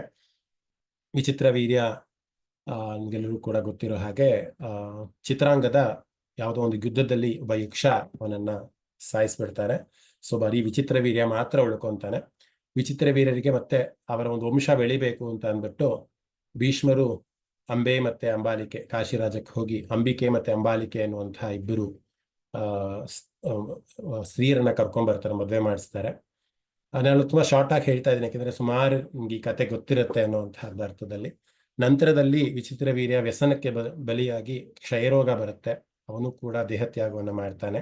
ಅಲ್ಲಿಗೆ ಕೌರವರ ಒಂದು ವಂಶ ಮತ್ತೆ ಬೆಳಿಬೇಕು ಅನ್ನೋದು ಅನಿವಾರ್ಯ ಆದಕ್ಕೋಸ್ಕರ ಸತ್ಯವತಿ ಬಂದು ತನ್ನ ಮಗನಾದಂತಹ ವ್ಯಾಸರು, ಈಗೇನು ಮಹಾಭಾರತವನ್ನು ಬರೆದಿದ್ದಾರಲ್ಲ ವೇದವ್ಯಾಸರು ಅಂತ ನಾವೇನ್ ಕರಿತೀವಿ, ಅವರು ಸತ್ಯವತಿಯ ಮಗ. ಅದೊಂದು ಕತೆ ನಾನು ಆಲ್ರೆಡಿ ಹೇಳಿದ್ದೀನಿ ಅಂತ ಭಾವಿಸ್ತೀನಿ, ಯಾವುದೋ ಒಂದು ನಾಮಕ್ಕೆ. ಅವರನ್ನ ಕರೆದು ಸಮಾಲೋಚನೆಯನ್ನು ಮಾಡಿದಾಗ, ಅಂದ್ರೆ ಅವರು ಸನ್ಯಾಸಿ ಆಗಿರ್ತಾರೆ ಮೊದಲಿಗೆ, ಆದರೆ ವಂಶ ಬೆಳಿಬೇಕು ಅನ್ನುವಂತಹ ಒಂದು ನಿಟ್ಟಿನಲ್ಲಿ ಈ ಅಂಬಿಕೆ ಮತ್ತೆ ಅಂಬಾಲಿಕೆ ಅವರ ಜೊತೆ ಸಹಗಮನವನ್ನು ಮಾಡಿ ಪುತ್ರರ ಒಂದು ಪ್ರಾಪ್ತಿಗೋಸ್ಕರ ವ್ಯಾಸರನ್ನ ಕರೆಸಲಾಗತ್ತೆ. ನಂತರ ಏನಾಗತ್ತೆ, ಅಂಬಾಲಿಕೆ ಅವರ ರೂಪ ಎಷ್ಟರ ಮಟ್ಟಿಗೆ ಉಗ್ರವಾಗಿರುತ್ತೆ ಅಂದ್ರೆ, ಸಾಮಾನ್ಯವಾಗಿ ಸನ್ಯಾಸಿ ಅವರು ಗಡ್ಡವನ್ನೆಲ್ಲ ಬಿಟ್ಕೊಂಡು ಕೂದಲನ್ನೆಲ್ಲ ಬಿಟ್ಕೊಂಡು ಬಹಳ ಒಂದು ವಿಕೃತವಾಗಿ ಕಾಣುವಂತಹ ಒಂದು ನೋಟ ಇರುತ್ತೆ ವ್ಯಾಸರಿಗೆ. ಅವರ ಒಂದು ತಾಯಿಯ ಆಜ್ಞೆಯನ್ನ ಮಾಡಬೇಕು ಅನ್ನೋದಷ್ಟೇ ಅವರ ಮನಸ್ಸಲ್ಲಿ ಇರೋದು ಬಿಟ್ರೆ, ನಾನು ಯಾವುದೋ ಒಂದು ಸ್ತ್ರೀಯ ಜೊತೆ ಒಂದು ಇದು ಮಾಡ್ತಾ ಇದ್ದೀನಿ ಅಂತ ಯಾವುದೇ ಒಂದು ಆಲೋಚನೆ ಅವ್ರಿಗೆ ಇರೋದಿಲ್ಲ. ತಾಯಿಯ ಆಜ್ಞೆಯನ್ನ ನೆರವೇರಿಸಬೇಕು ಅನ್ನೋದಷ್ಟೇ ವ್ಯಾಸರಿಗಿರುತ್ತೆ. ಸೊ ಹಾಗೆ ಅಂಬಿಕೆ ಅವಳ ಒಂದು ಕಣ್ಣುಗಳನ್ನ ಮುಚ್ಚಿಬಿಡ್ತಾಳೆ, ಅಂದ್ರೆ ಭಯ ಪಟ್ಕೊಂಡು. ವ್ಯಾಸರನ್ನ ನೋಡಿದ ತಕ್ಷಣ ಒಂದು ರೀತಿ ಭಯ ಆಗತ್ತೆ. ಭಯ ಆಗಿ ತನ್ನ ಕಣ್ಣುಗಳನ್ನ ಅವಳು ಮುಚ್ಚಿದಾಗ ಧೃತರಾಷ್ಟ್ರ ಅನ್ನುವಂತಹ ಕುರುಡು ಮಗ ಅವನಿಗೆ ಜನ್ಮ ಆಗತ್ತೆ. ಇನ್ನು ಅಂಬಾಲಿಕೆಗೂ ಕೂಡ ಅದೇ ರೀತಿ ಆಗತ್ತೆ. ಅವಳ ಒಂದು ಭಯದ ಒಂದು ವಾತಾವರಣದಲ್ಲಿ ಇದ್ದದಕ್ಕೋಸ್ಕರ ಪಾಂಡು ಕೂಡ ತುಂಬಾ ಭಯಸ್ಥನಾಗಿರ್ತಾನೆ. ಭಯಸ್ಥ ಅಂದ್ರೆ ಬಹಳ ಹೆದರಿಕೆಯ ಒಂದು ಸ್ವಭಾವವನ್ನು ಹೊಂದಿರ್ತಾನೆ. ಸೊ ಈ ರೀತಿ ಇರ್ಬೇಕಂದ್ರೆ ಮತ್ತೆ ಸತ್ಯವತಿಗೆ ಒಂದು ಚಿಂತೆ ಆಗತ್ತೆ. ನನ್ನ ಒಬ್ಬ ಮಗ ಹುಟ್ಟಿದ್ದಾನೆ, ಅವನು ಕುರುಡ. ಇನ್ನೊಬ್ಬ ಮಗ ಹುಟ್ಟಿದ್ದಾನೆ, ಅವನು ಧೈರ್ಯಶಾಲಿ ಅಲ್ಲ, ಬಹಳ ಹೆದರ್ಕೊಂತಾನೆ ಅಂತ.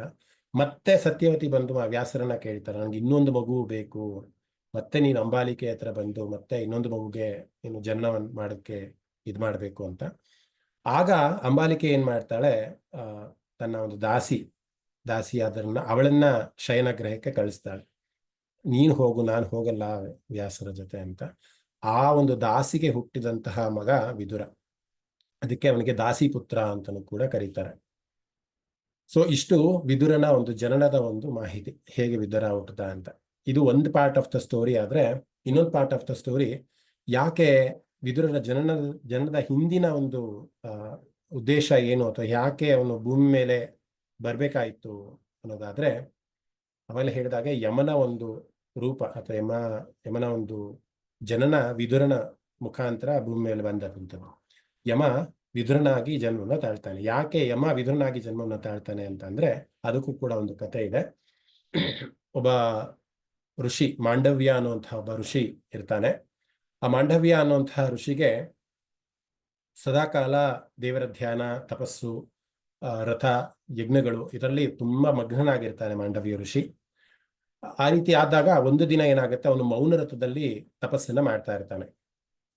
ಅದೇ ಒಂದು ಸನ್ನಿವೇಶದಲ್ಲಿ ಅದೇ ಪ್ರಾಂತ್ಯದ ರಾಜನ ಒಂದು ಮನೆಯಲ್ಲಿ ಕಳ್ಳತನ ಆಗಿರುತ್ತೆ. ಕಳ್ಳರು ಏನೇನು ದೋಚ್ಕೊಂಡ್ ಬಂದಿರ್ತಾರೆ ಎಲ್ಲವನ್ನೂ ಕೂಡ ಮಾಂಡವ್ಯ ಋಷಿಯ ಆಶ್ರಮದಲ್ಲಿ ಬಿಸಾಕ್ಬಿಟ್ಟು ಹೋಗ್ತಾರೆ ಹೆದರ್ಕೊಂಡು. ಅಂದ್ರೆ ಅವ್ರು ಯಾರೋ ಹಿಮ್ಮೆಟ್ತಾರೆ, ಭಟ್ರು ಅಂದ್ರೆ ರಾಜಭಟ್ರು ಇರ್ತಾರಲ್ಲ, ಅವರೆಲ್ಲ ಕಳ್ಳನ್ನ ಹಿಡಿಬೇಕು ಅಂತ ಬರ್ತಾರೆ. ಆದ್ರೆ ಏನೇನು ಕದ್ಕೊಂಡಿರ್ತಾರೆ ರಾಜರ ಒಂದು ಮನೆಯಲ್ಲಿ, ಅದು ಮಾಂಡವಿಯರ ಆಶ್ರಮದಲ್ಲಿ ಎಸ್ಬಿಟ್ಟು ಹೊರಟೋಗ್ತಾರೆ. ಈ ರಾಜಭಟ್ರು ಹುಡ್ಕೊಂಡ್ ಬರ್ತಾರೆ. ಮಾಂಡವ್ಯ ಋಷಿಯವರು ಮೌನ ರಥದಲ್ಲಿ ಇರ್ತಾರೆ, ಧ್ಯಾನಾವಸ್ಥೆಯಲ್ಲಿ ಇರ್ತಾರೆ. ಈ ರಾಜಭಟ್ರು ಕೇಳ್ತಾರೆ, ಈ ಕಡೆ ಕಳ್ಳರು ಬಂದ್ರ, ಈ ಒಂದು ಇದೆಲ್ಲ ಎಲ್ಲಿ ಸಿಕ್ತು ನಿಮ್ಗೆ, ನಿಮ್ಮ ಆಶ್ರಮದಲ್ಲಿ ಹೇಗ್ ಬಂತು ಅಂತ. ಅವರು ಮೌನ ರಥದಲ್ಲಿ ಇದ್ದ ಕಾರಣ ಅವ್ರು ಏನೂ ಕೂಡ ಪ್ರತಿಕ್ರಿಯೆಯನ್ನ ಕೊಡಲ್ಲ, ಏನೂ ಕೂಡ ಮಾತಾಡೋದಿಲ್ಲ. ಹಾಗಾಗಿ ಅವರು ಸೈಲೆಂಟ್ ಆಗಿರ್ತಾರೆ. ಈ ರಾಜಭಟ್ರು ಏನ್ ಅನ್ಕೊಂತಾರೆ, ಇವನ್ ಯಾಕೆ ಮಾತಾಡ್ತಿಲ್ಲ ಅಂತ ಅಂದ್ರೆ, ಇವನು ಕೂಡ ಆ ಕಳ್ಳರ ಒಂದು ಗುಂಪನ್ನ ಒಬ್ಬ ಸದಸ್ಯನೇ ಆಗಿದ್ದಾನೆ, ಅದಕ್ಕೋಸ್ಕರ ಇವನು ಮಾತಾಡ್ತಿಲ್ಲ ಅಂದ್ಬಿಟ್ಟು ಆ ಮಾಂಡವ್ಯ ಋಷಿಯನ್ನ ರಾಜನ ಹತ್ರ ಕರ್ಕೊಂಡು ಹೋಗ್ತಾರೆ. ಆ ರಾಜ ಎಷ್ಟರ ಮಟ್ಟಿಗೆ ದಡ್ಡನಾಗಿರ್ತಾನೆ ಅಂತ ಅಂದ್ರೆ, ಆ ರಾಜರ ಭಟ್ಟರು ಸಿಗ್ತಾರೆ ಕಡೆಗೆ. ಆ ರಾಜರ ಭಟ್ಟರ ಜೊತೆ ಈ ಮಾಂಡವ್ಯ ಋಷಿಯನ್ನು ಕೂಡ ಶೂಲಕ್ಕೆ ಏರಿಸಿ ಅಂತ ಆಜ್ಞೆಯನ್ನು ಮಾಡ್ಬಿಡ್ತಾನೆ. ಈ ಕಳ್ಳರು ಯಾರ್ಯಾರಿದ್ರು ಎಲ್ಲರಿಗೂ ಕೂಡ ಶೂಲಕ್ಕೆ ಹೇರಿಸಿದ ತಕ್ಷಣ ಅವರ ತಟ್ಟನೆ ಅವರ ಪ್ರಾಣ ಹೋಗುತ್ತೆ. ಆದ್ರೆ ಮಾಂಡವ್ಯ ಋಷಿಯವ್ರದ್ದು ಮಾತ್ರ ಈ ತುಂಬಾ ದಿವಸಗಳ ಕಾಲ ಅವ್ರು ಪದ್ಮಾಸನವನ್ನ ಕೂತು, ಅಂದ್ರೆ ಈಗ ಗೊತ್ತಿರೋ ಶಿಲೆ ಅಂತ ಅಂದ್ರೆ ಒಂದು ಇದು ತರ ಇರುತ್ತಲ್ಲ, ನೋಡಿರ್ತೀರ, ಆ ಒಂದು ಇದ್ರ ಮೇಲೆ ಅವ್ರನ್ನ ಕೂರಿಸಲಾಗಿರುತ್ತೆ. ಒಂದು ಕಡ್ಡಿ ತರ ಇರುತ್ತೆ, ಆ ಕಡ್ಡಿಯ ತುಂಬಾ ಚೂಪಿಗಿರುತ್ತೆ. ಆ ಚೂಪಿನ ಒಂದು ಇದ್ರ ಮೇಲೆ ಅವ್ರನ್ನ ಕೂರಿಸಿ ಶಿಕ್ಷೆಯನ್ನು ಕೊಡುವಂತಹ ಒಂದು ನಿಟ್ಟಿನಲ್ಲಿ ಇರ್ತಾರೆ. ಸೊ ತುಂಬಾ ದಿನಗಳ ಕಾಲ ಅವರು ಧ್ಯಾನಾವಸ್ಥೆಯಲ್ಲೇ ಕೂತ್ಕೊಂಡು ಆ ಒಂದು ನೋವನ್ನ ಅನುಭವಿಸ್ತಾ ಇರ್ತಾರೆ. ಧ್ಯಾನಾವಸ್ಥೆಯಲ್ಲೇ ಕೂಡ ಅವ್ರು ಇರ್ತಾರೆ. ಅದನ್ನ ನೋಡಿದ ರಾಜನಿಗೆ ಗೊತ್ತಾಗತ್ತೆ, ನಿಜವಲ್ಲೂ ಮಾಂಡವ್ಯ ಋಷಿಗಳು ಪರಮಾತ್ಮನ ಕಾಣುವಂತಹ ನಿಟ್ಟಿನಲ್ಲಿ ಪದ್ಮಾಸನವನ್ನ ಹಾಕಿ ಒಂದು ಧ್ಯಾನವನ್ನ ಮಾಡ್ತಿರ್ತಾರೆ. ನಿಜವಲ್ಲೂ ಅವರು ಕಳ್ಳರ ಗುಂಪಿಗೆ ಸೇರಿದವರಲ್ಲ ಅಂತ ಒಂದು ಇದಾಗತ್ತೆ. ನಂತರದಲ್ಲಿ ತುಂಬಾ ನೋವನ್ನ ಅನುಭವಿಸ್ತಾರೆ ಮಾಂಡವ್ಯ ಋಷಿಗಳು ಆ ಒಂದು ಸಂದರ್ಭದಲ್ಲಿ. ಆದ್ರೂ ಕೂಡ ಮಾಂಡವ್ಯ ಋಷಿಯರ ಒಂದು ಮನಸ್ಥಿತಿ ಯಾವ ರೀತಿ ಇತ್ತು ಅಂದ್ರೆ, ನಾನು ಎಲ್ಲೋ ಪೂರ್ವ ಜನ್ಮದಲ್ಲಿ ಮಾಡಿದಂತಹ ಪಾಪ ಏನೋ ಇತ್ತು, ಆ ಪಾಪವನ್ನ ಸವಿಯೋದಕ್ಕೇನೆ ನನಗೆ ಈ ತರ ಶಿಕ್ಷೆ ಕೊಟ್ಟಿದ್ದಾನೆ ದೇವರು ಅನ್ನುವಂಥ ಒಂದು ಸಮಚಿತ್ತದಿಂದ ಅವನು ಆ ಎಲ್ಲಾ ಶಿಕ್ಷೆಯನ್ನು ಕೂಡ ನಾವು ಸ್ವೀಕಾರ ಮಾಡ್ತಾನೆ. ಆದ್ರೆ ನಮ್ಮಂಥವ್ರು ಸಾಮಾನ್ಯವಾಗಿ ನಮ್ಮಂಥವ್ರೆಲ್ಲ ಆಗಿದ್ರೆ, ನನಗೆ ಯಾಕಪ್ಪ ಈ ಕಷ್ಟ ಕೊಟ್ಟೆ, ನಾನೇನ್ ತಪ್ಪು ಮಾಡಿದ್ದಪ್ಪ, ಈ ರೀತಿಯಾದ ಒಂದು ಮನಸ್ಥಿತಿನ ಅಥವಾ ದೇವರನ್ನ ಬೈಕೊಳ್ಳುವಂಥದ್ದು, ಅಥವಾ ಸಾಮಾನ್ಯವಾಗಿ ನಮ್ಗೆ ತುಂಬಾ ಕಷ್ಟ ಬಂದು ಒಂದು ಅತಿರೇಕಕ್ಕೆ ಹೋದಾಗ ನಾವು ದೇವರನ್ನ ಬೈಯೋದಕ್ಕೆ ಸ್ಟಾರ್ಟ್ ಮಾಡ್ತೀವಿ. ಅಯ್ಯೋ ನಾನು ಯಾರಿಗೂ ಕೆಟ್ಟದನ್ನ ಬಯಸಿಲ್ಲ, ನನಗೆ ಯಾಕಪ್ಪ ಎಲ್ಲ ಈ ತರ ಆಯ್ತು, ನಾನು ಯಾವಾಗಲೂ ಒಳ್ಳೆ ಕೆಲಸಗಳನ್ನೇ ಮಾಡಿದ್ದೆ, ಆದ್ರೂ ದೇವ್ರು ನನಗೆ ಯಾಕಪ್ಪ ಈ ಶಿಕ್ಷೆ ಕೊಡ್ತಾನೆ. ಆ ರೀತಿಯಲ್ಲಿ ಮಾಂಡವ್ಯ ಋಷಿಗಳು ಆ ರೀತಿ ಅನ್ಕೊಂಡಿಲ್ಲ. ಇದೆಲ್ಲ ನನ್ನ ಪೂರ್ವ ಜನ್ಮದಲ್ಲಿ ನಾನು ಏನೋ ಪಾಪವನ್ನು ಮಾಡಿದ್ದೇನೆ, ಆ ಒಂದು ಪಾಪದ ಪ್ರತಿಫಲವಾಗಿ ಈ ಒಂದು ಶಿಕ್ಷೆ ಅನುಭವಿಸ್ತಾ ಇದ್ದೀನಿ ಅಂತ ಬಹಳಷ್ಟು ವರ್ಷಗಳ ಕಾಲ ಆ ನೋವು, ಅಂದ್ರೆ ಏನು ಕತೆ ಏನ್ ಹೇಳುತ್ತೆ ಅಂದ್ರೆ, ಆ ಒಂದು ಶೂಲ ಏನಿತ್ತು ಅವರ ದೇಹದ ಒಂದು ಅಂಗವಾಗಿ, ಅಂದ್ರೆ ಅದು ಮುರಿದು ದೇಹದ ಒಂದು ಅಂಗವಾಗಿ ಅವರ ದೇಹದಲ್ಲಿ ಇತ್ತಂತೆ ಆ ಶೂಲ ಅನ್ನೋದು. ಅದಕ್ಕೋಸ್ಕರ ಅವರು ಕುಂಟ್ಕೊಂಡು ಬಹಳಷ್ಟು ವರ್ಷಗಳ ಕಾಲ ಜೀವನವನ್ನು ಮಾಡಿದ್ರು ಅಂತ. ನಂತರದಲ್ಲಿ ಅವರು ದೇಹ ತ್ಯಾಗವನ್ನು ಮಾಡಿ ಯಮರಾಜನ ಬಳಿ ಹೋಗ್ತಾರೆ. ಯಮರಾಜನ ಬಳಿ ಹೋಗಿ ಕೇಳ್ತಾರೆ, ನನಗೆ ಈ ರೀತಿಯಾದಂತಹ ಒಂದು ಕಷ್ಟವನ್ನ ಬಹಳಷ್ಟು, ಅಂದ್ರೆ ನಮಗೊಂದು ಪಿನ್ ಚುಚ್ಚಿದ್ರೇನೆ, ಒಂದು ಸೂಜಿ ಚುಚ್ಚಿದ್ರೆ ಬಹಳಷ್ಟು ನೋವಾಗತ್ತೆ. ಅಂತಹದ್ದು ಒಂದು ಶೂಲನೇ ಬಂದು ಒಂದು ದೇಹದ ಒಂದು ಭಾಗಕ್ಕೆ ಅಂಟ್ಕೊಂಡಿರುತ್ತೆ ತುಂಬಾ ವರ್ಷಗಳ ಕಾಲ ಅಂದಾಗ ಎಷ್ಟು ನೋವನ್ನ ಮಾಂಡವ್ಯ ಋಷಿಗಳು ಅನುಭವಿಸಿರೋದಿಲ್ಲ ಅಲ್ವಾ. ಅದಕ್ಕೋಸ್ಕರ ಯಮನನ್ನ ಪ್ರಶ್ನೆ ಮಾಡ್ತಾರೆ, ಯಾಕೆ ನನಗೆ ಈ ತರ ಕಷ್ಟ ಆಯ್ತು, ಯಾಕೆ ನನಗೆ ನಾನು ಏನ್ ತಪ್ಪು ಮಾಡಿದೆ, ಪೂರ್ವದಲ್ಲಿ ನಾನು ಏನ್ ತಪ್ಪು ಮಾಡಿದ್ದೆ, ಆ ತಪ್ಪಿಗೆ ಯಾಕೆ ನನಗೆ ಈ ಶಿಕ್ಷೆ ಬಂತು, ನನಗೆ ದಯವಿಟ್ಟು ಹೇಳ್ತೀಯಾ ಅಂತ ಯಮನನ್ನ ಪ್ರಶ್ನೆ ಮಾಡಿದಾಗ ಯಮರಾಜರು ಹೇಳ್ತಾರೆ, ಪೂರ್ವ ಜನ್ಮದಲ್ಲಿ ನೀನು ಬಾಲ್ಯಾವಸ್ಥೆಯಲ್ಲಿ ಇದ್ದಾಗ ಯಾವುದೋ ಒಂದು ಕೀಟವನ್ನ ನೀನು ಶೂಲದಿಂದ ಚುಚ್ಚಿ ಚುಚ್ಚಿ ಚುಚ್ಚಿ ಅದಕ್ಕೆ ನೋವನ್ನ ಮಾಡಿದ್ದೆ, ಆ ನೋವಿನ ಪ್ರತಿಫಲವಾಗಿ ನಿನಗೆ ಈ ಜನ್ಮದಲ್ಲಿ ಈ ಒಂದು ಶಿಕ್ಷೆ ಬಂತು ಅಂತ. ಈ ಮಾಂಡವ ಋಷಿಗಳು ಶಾಸ್ತ್ರಗಳ ಅಧ್ಯಯನವನ್ನ ತುಂಬಾ ಚೆನ್ನಾಗಿ ಮಾಡಿದ್ರು ಅಂತ. ಅಂದ್ರೆ ಶಾಸ್ತ್ರದ ವಿಧಿ ನಿಯಮಗಳನ್ನ ಎಲ್ಲ ಚೆನ್ನಾಗಿ ಅರ್ತಿರುವಂತಹವರಾಗಿರ್ತಾರೆ. ಅವ್ರಿಗೆ ಗೊತ್ತಿರುತ್ತೆ 14 ವರ್ಷದ ಕೆಳಗಿನ ಅಂದ್ರೆ ಚೈಲ್ಡ್ಹುಡ್ ಅಂತ ನಾವೇನ್ ಹೇಳ್ತೀವಲ್ಲ, ಅದ್ ಯಾವುದೇ ತಪ್ಪನ್ನು ಮಾಡಿದ್ರೆ ಅದು ಗೊತ್ತಿಲ್ದಲೆ ಮಾಡುವಂತ ತಪ್ಪಾಗತ್ತೆ. 14 ವರ್ಷದ ಮುಂಚೆ ಎಷ್ಟೋ ಜನಕ್ಕೆ ಪಾಪ ಯಾವುದು, ಪುಣ್ಯ ಯಾವುದು, ಒಳ್ಳೇದು ಯಾವುದು, ಕೆಟ್ಟದ್ದು ಯಾವುದು ಗೊತ್ತಿರೋದಿಲ್ಲ. ಸೊ ಅಂಥವ್ರು ಏನೇ ತಪ್ಪು ಮಾಡಿದ್ರು ಅದು ಶಿಕ್ಷೆಗೆ ಅರ್ಹರಲ್ಲ ಅನ್ನುವಂಥ ಶಾಸ್ತ್ರ ಹೇಳುತ್ತೆ. ಸೊ ಅದನ್ನೇ ಮಾಂಡವ ಋಷಿಗಳು ಹೇಳ್ತಾರೆ. ನಾನು ಹೋದ ಜನ್ಮದಲ್ಲಿ ಮಾಡಿದಂತಹ ಪಾಪ ಏನಿದೆ, ಒಂದು ಕ್ರಿಮಿಯನ್ನ ಒಂದು ಪಿನ್ನನ್ನ ತಗೊಂಡು ಅದಕ್ಕೆ ಚುಚ್ಚಿ ಏನ್ ಮಾಡಿರುತ್ತೆ, ಅದು ಅಜ್ಞಾನದಿಂದ ಮಾಡಿದಂತಹ ಒಂದು ಮಿಸ್ಟೇಕ್. ಅದು ಅಂತಹ ತಪ್ಪಿಗೆ ಯಾಕೆ ನಾನು ಶಿಕ್ಷೆಗೆ ಅರ್ಹನಲ್ಲ ಅಲ್ವಾ? ನೀನು ಅಂದ್ರೆ ಯಮಧರ್ಮ ಅಂದ್ರೆ ಧರ್ಮವನ್ನ ಕಾಯುವಂಥವನು, ಪಾಪ ಪುಣ್ಯಗಳನ್ನ ಸರಿಯಾಗಿ ತೋಲನೆಯನ್ನ ಮಾಡಿ ಶಿಕ್ಷೆಯನ್ನ ಕೊಡುವಂಥವನು, ನೀನು ಈ ತಪ್ಪನ್ನ ಮಾಡ್ಬೋದಾ ಅಂತ ಅಂದ್ಬಿಟ್ಟು ಅವ್ರು ಶಪಿಸ್ತಾರೆ. ಮಾಂಡವ ಋಷಿಗಳು ಏನಂತ ಶಪಿಸ್ತಾರೆ ಅಂತ ಅಂದ್ರೆ, ನೀನು ಭೂಲೋಕದಲ್ಲಿ ಜನ್ಮವನ್ನು ತಾಳು. ಯಾವ ರೀತಿ ಜನ್ಮವನ್ನು ತಾಳ್ಬೇಕು ಅಂತ ಅಂದ್ರೆ, ನಿನ್ನ ಕಣ್ಣು ಮುಂದ್ಗಡೆ ಅಧರ್ಮ ನಡೀತಾ ಇದ್ರು ಕೂಡ ಅದನ್ನ ತಡೆಯುವಂತಹ ಒಂದು ಶಕ್ತಿ ನಿನ್ನಲ್ಲಿ ಇರಬಾರ್ದು. ಇಡೀ ಮಹಾಭಾರತವನ್ನ ನಾವು ನೋಡ್ಕೊಂಡ್ ಬಂದಾಗ ವಿದುರರು ಎಲ್ಲಾ ಕಡೆ ಇದ್ರೂ ಕೂಡ ಅಲ್ಲಿ ಅತ್ಯಾಚಾರ ಅನಾಚಾರಗಳು ನಡೀತಿದ್ರು ಕೂಡ ಅವರ ಕಣ್ಮುಂದೆ ಅವರು ಶಾಸ್ತ್ರಗಳ ಅಧ್ಯಯನ, ಧರ್ಮಗಳ ಅಧ್ಯಯನ ಎಲ್ಲವನ್ನೂ ಕೂಡ ಮಾಡಿದ್ರು ಕೂಡ ಅವರು ಯಾವ್ದನ್ನು ಕೂಡ ನಿಲ್ಸೋಕ್ಕಾಗಲ್ಲ. ಅವ್ರಿಗೆ ಅಧರ್ಮ ನಡೀತಿರೋದನ್ನ ನಿಲ್ಸೋದಕ್ಕೆ ಅವ್ರ ಕೈಲಿ ಆಗೋದೇ ಇಲ್ಲ. ಯಾಕೆಂದ್ರೆ ಅದು ಶಾಪ, ಮಾಂಡವ ಋಷಿಗಳು ಕೊಟ್ಟಂತಹ ಶಾಪ. ನಿನಗೆ ಅವಮಾನವೇ ಯಾವಾಗಲೂ ಸದಾ ಇರಲಿ. ಯಾಕೆ ಅವಮಾನ?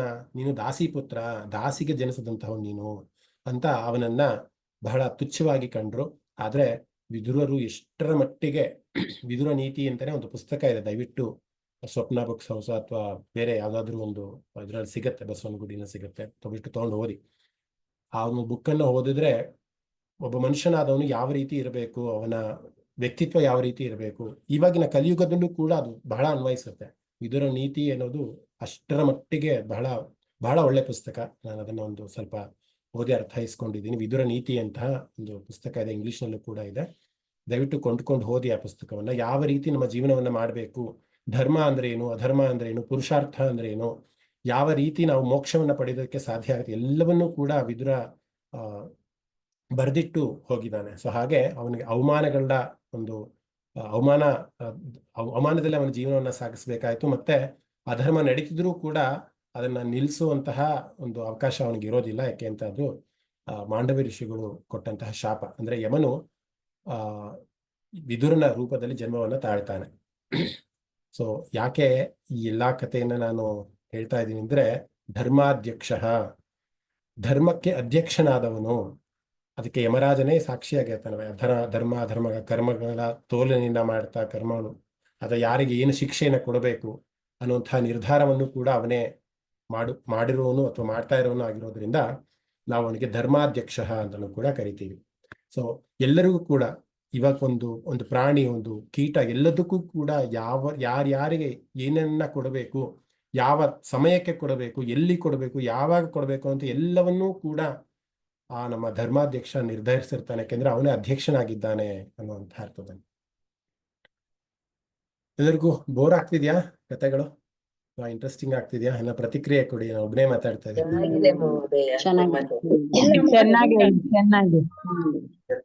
ಧನ್ಯವಾದ. ಮುಂದಿನ ನಾಮಕ್ಕೆ ಹೋಗೋಣ.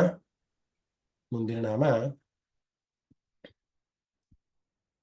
ಕೃತಾಕೃತ ಅನ್ನುವಂಥ ಒಂದು ನಾಮ. ಇಲ್ಲಿ 2 ಪದಗಳಿದೆ, ಕೃತ ಅಕೃತ ಅನ್ನುವಂಥ 2 ಪದಗಳಿದೆ.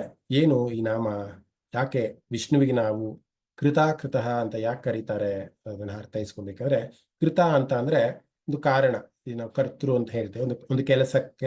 ಒಂದು ಕೆಲಸ ಆಗ್ಬೇಕು ಅಂದ್ರೆ ಅವನೇ ಕಾರಣನಾಗಿದ್ದಾನೆ, ಮತ್ತೆ ಅವನೇ ಅದಕ್ಕೆ ಪರಿಣಾಮವೂ ಕೂಡ ಆಗಿದ್ದಾನೆ ಅಂತ. ಕಾರಣ ಮತ್ತೆ ಪರಿಣಾಮ ಎರಡೂ ಕೂಡ ಅವನೇ. ಕಾರಣ ಅಂದ್ರೆ ಕೃತ ಅಂತ, ಅಕೃತ ಅಂದ್ರೆ ಪರಿಣಾಮ ಅನ್ನುವಂಥ ಅರ್ಥದಲ್ಲಿ.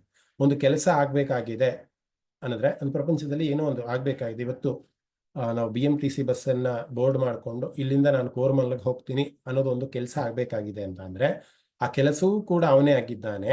ಆ ಕೆಲಸದ ಒಂದು ಸಂಪೂರ್ಣತೆ ಏನಿದೆಯಲ್ಲ ಪರಿಣಾಮ ಅದು ಕೂಡ ಅವನೇ ಆಗಿದ್ದಾನೆ. ಕೃತ ಮತ್ತೆ ಅಕೃತ ಎರಡೂ ಕೂಡ ಅವನೇ. ನಾನು ಬರೀ ಎಕ್ಸಾಂಪಲ್ನ ಕೊಟ್ಟು ಹೇಳಿದೆ ಯಾಕೆಂದ್ರೆ ನಮಗೆ ಚೆನ್ನಾಗಿ ಅರ್ಥ ಆಗತ್ತೆ ಅಂತ. ಸೊ ಇಲ್ಲಿ ಕೃತ ಮತ್ತೆ ಅಕೃತ ಎರಡು ಪದಗಳಿದೆ. ಕೃತ ಅಂತ ಅಂದ್ರೆ ಪೂರ್ಣಗೊಂಡ ಕ್ರಿಯೆ, ಯಾವುದೋ ಒಂದು ಕೆಲಸ ಪೂರ್ಣ ಆಗತ್ತಲ್ಲ, ಯಾವುದೋ ಒಂದು ಕೆಲಸ ಮುಗಿಯುತ್ತಲ್ಲ, ಅದಕ್ಕೆ ಕೃತ ಅಂತ ಕರೆಯುವಂಥದ್ದು.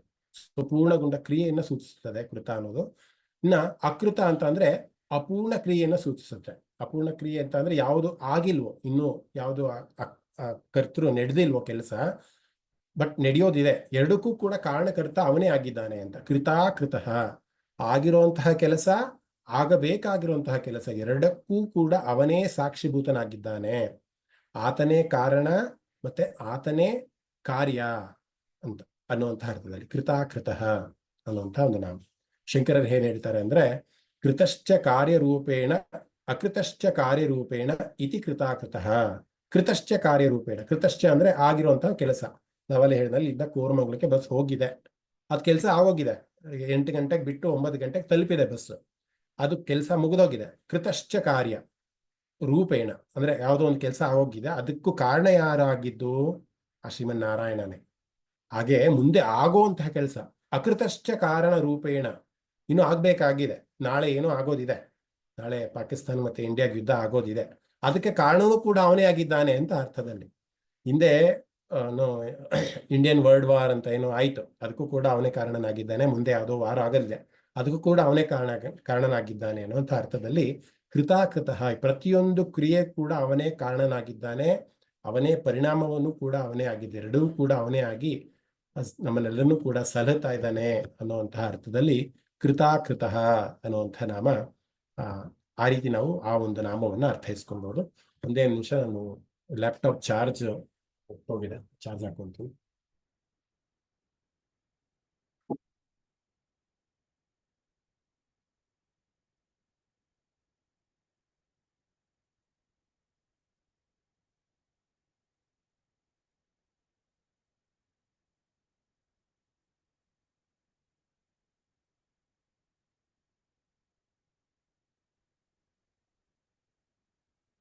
ಹಾಗೆ the one who is both ಕೃತ ಅಂಡ್ ಅಕೃತ ಅಂತಹ ಒಂದು ಇದಕ್ಕೆ ನಾವು ಕೃತಾಕೃತಃ, ಎರಡೂ ಕೂಡ ಅವನೇ ಆಗಿದ್ದಾನೆ ಅಂತ. ಕೃತಶ್ಚ ಕಾರ್ಯರೂಪೇಣ ಅಕೃತಶ್ಚ ಕಾರ್ಯರೂಪೇಣ ಇತಿ ಕೃತಾಕೃತಃ ಅನ್ನುವಂತಹ ಒಂದು ನಾಮ. ಇದಕ್ಕೆ ಪೂರಕವಾಗಿ ನಾನು ಮತ್ತೆ ವಿದುರನ ಒಂದು ಕಥೆಯನ್ನೇ ನಾನು ಹೇಳ್ತೀನಿ. ಯಾಕೆಂದ್ರೆ ಆ ಇಡೀ ಪುಸ್ತಕವನ್ನ ಏನು ಓದಿದೆ ನಾನು, ವಿದುರ ನೀತಿ ಏನು ಓದನ್ನ, ಅದನ್ನು ಓದಿದಾಗ ನನಗೆ ಬಹಳಷ್ಟು ವಿಚಾರಗಳು ಬಂತು. ಓಕೆ, ಈ ರೀತಿ ಇರುತ್ತೆ, ಈ ರೀತಿ ನಾವು ಜೀವನವನ್ನು ಮಾಡಬೇಕು, ಈ ರೀತಿ ನಾವು ಇರಬೇಕು ಅನ್ನುವಂಥ ಒಂದು ವಿಚಾರಗಳು. ಒಂದು ಸನ್ನಿವೇಶ ಬರುತ್ತೆ. ಏನದು ಸನ್ನಿವೇಶ ಅಂತ ಅಂದ್ರೆ, ಭಗವಂತ ಕೃಷ್ಣ ಸಂಧಾನಕ್ಕೆ ಅಂತ ಬರ್ತಾನೆ, ಕೌರವರು ಮತ್ತೆ ಪಾಂಡವರ ಸಂಧಾನಕ್ಕೆ ಬರ್ತಾನೆ. ಯುದ್ಧ ಅನಿವಾರ್ಯ ಅನ್ನುವಂತಹ ಒಂದು ಸ್ಥಿತಿಗೆ ತಲುಪಿದಾಗ ಸಂಧಾನಕ್ಕೋಸ್ಕರ ಅವನು ಹಸ್ತಿನಾಪುರಕ್ಕೆ ಬರ್ತಾನೆ. ಹಸ್ತಿನಾಪುರಕ್ಕೆ ಬಂದಾಗ ದುರ್ಯೋಧನ ಬಹಳಷ್ಟು ವಿಜೃಂಭಣೆಯಿಂದ ಕೃಷ್ಣನ ಒಂದು ಸ್ವಾಗತವನ್ನು ಮಾಡ್ತಾನೆ. ಅದ್ಧೂರಿಯಾಗಿ ಎಲ್ಲವನ್ನೂ ಕೂಡ ಅಲಂಕರಿಸಿ ಅವನ ಕಡೆನೆ ಕೃಷ್ಣನ ಹೋಲಿಸ್ಕೊಬೇಕು ಅನ್ನುವಂತಹ ದೃಷ್ಟಿಯಿಂದ ಬಹಳಷ್ಟು ಕ್ರಿಯಾತ್ಮಕವಾಗಿ, ಹೇಗೆ ಒಬ್ಬರು ಮನೆಗೆ ಗೆಸ್ಟ್ ಬರ್ತಾರೆ ಅಂದ್ರೆ ನಾವೆಲ್ಲರೂ ಕೂಡ ಮನೆಯನ್ನ ತುಂಬಾ ಗುಡಿಸಿ ಒರೆಸಿ ಅಲಂಕೃತವಾಗಿ ಮಾಡಿ ಅವರನ್ನ ತುಂಬಾ ಚೆನ್ನಾಗಿ ಕಾಣ್ತೀವಲ್ಲ, ಆ ರೀತಿ ದುರ್ಯೋಧನನು ಕೂಡ ಕೃಷ್ಣನ ಒಂದು ಬರುವಿಕೆಗೆ ತುಂಬಾ ವ್ಯವಸ್ಥೆಗಳನ್ನು ಮಾಡಿ, ಸಜ್ಜನ ಮಾಡಿ, ಬಹಳ ಉಪಚಾರಗಳನ್ನೆಲ್ಲನೂ ಕೂಡ ಅವನು ಮಾಡಿರ್ತಾನೆ. ಆದ್ರೆ ಕೃಷ್ಣ ಬಂದು ಸಂಧಾನದ ಒಂದು ಕ್ರಿಯೆಯನ್ನು ಮಾತ್ರ ಮಾಡ್ತಾನೆ. ಸಂಧಾನದಲ್ಲೂ ಕೂಡ ಒಂದಿಷ್ಟು ಘರ್ಷಣೆಗಳಾಗತ್ತೆ, ವಾದಗಳಾಗತ್ತೆ. ಕಡೆಗೆ ಒಂದು ಕಥೆಯಲ್ಲಿ ಕೂಡ ನಾನು ಹೇಳಿದ್ದೀನಿ, ಒಂದು ಕಡೆ ಅವನು ದುರ್ಯೋಧನ ಪ್ಲಾನ್ ಮಾಡಿರ್ತಾನೆ, ಕೃಷ್ಣನನ್ನ ಕಟ್ ಹಾಕ್ಬೇಕು, ಕೃಷ್ಣನನ್ನ ಬಂಧಿಸ್ಬೇಕು, ಬಂಧಿಸಿ ಅವನನ್ನ ಬಿಡಬಾರ್ದು ಅಂತ. ಆದ್ರೆ ದುರ್ಯೋಧನನೇ ಆ ಬಂಧನದಲ್ಲಿ ಇರ್ತಾನೆ. ಅದು ಪ್ರೀವಿಯಸ್ ರೆಕಾರ್ಡಿಂಗ್ ಅಲ್ಲಿ ಆ ಕಥೆ ಇದೆ, ದಯವಿಟ್ಟು ಆ ಕಥೆಯನ್ನ ಕೇಳಿ. ಸೊ ಇಲ್ಲಿ ಎಷ್ಟರ ಮಟ್ಟಿಗೆ ಅವನು ವ್ಯವಸ್ಥಿತವಾಗಿ ಎಲ್ಲವನ್ನೂ ಕೂಡ ಮಾಡಿದ್ರು ಕೂಡ ದುರ್ಯೋಧನ, ಇಲ್ಲಿ ಕೃಷ್ಣ ಬಂದು ಬರೀ ಸಂಧಾನದ ಕ್ರಿಯೆ ಅಷ್ಟವನ್ನೇ ಮಾಡಿ ಅವನೊಂದು ಆತಿಥ್ಯವನ್ನು ನಿರಾಕರಿಸ್ಬಿಟ್ಟು ಏನ್ ಮಾಡ್ತಾನೆ ಅಂತಂದ್ರೆ ವಿದುರನ ಮನೆಗೆ ಹೋಗ್ತಾನೆ.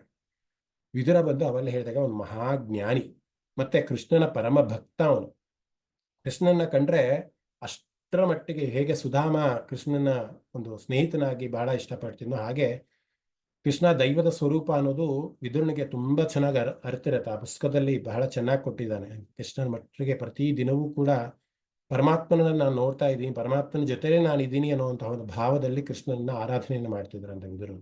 ಅಷ್ಟರ ಮಟ್ಟಿಗೆ ಕೃಷ್ಣನನ್ನ ಹೋಲಿಸ್ಕೊಂಡವರು ವಿದುರರು. ಸೊ ಕೃಷ್ಣ ಏನ್ ಮಾಡ್ತಾರೆ, ವಿದುರನ ಮನೆಗೆ ಹೋಗ್ತಾರೆ. ವಿದುರನ ಮನೆ ಬಹಳ ಚಿಕ್ಕದು ಅಂದ್ರೆ ಅರಮನೆಯಲ್ಲಿ ಒಂದು ಕಾಲ್ಭಾಗದಲ್ಲಿ ಕಾಲ್ಭಾಗನೂ ಇಲ್ಲ, ಅಷ್ಟಂತಹ ಚಿಕ್ಕ ಮನೆ.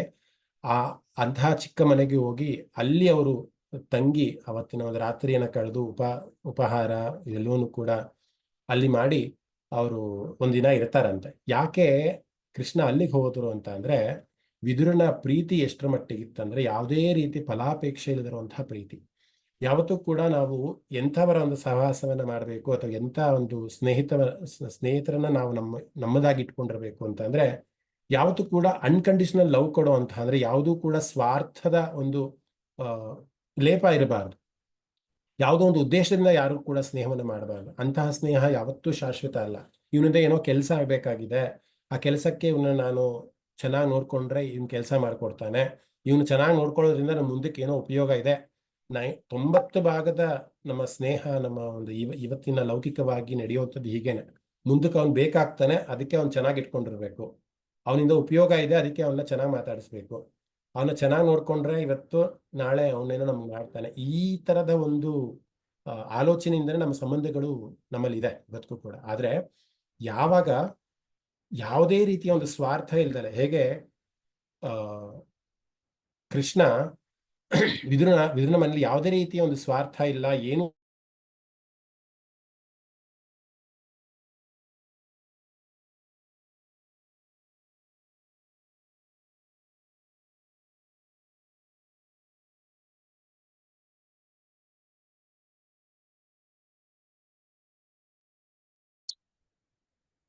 ವಾಯ್ಸ್ ಬರ್ತಾ ಇಲ್ಲ.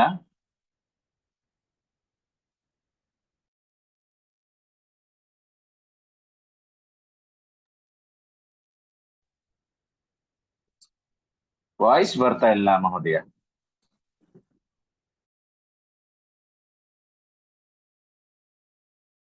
ಮೋಸ್ಟ್ಲಿ ನೆಟ್ವರ್ಕ್ ಪ್ರಾಬ್ಲಮ್ ಇರಬೇಕು.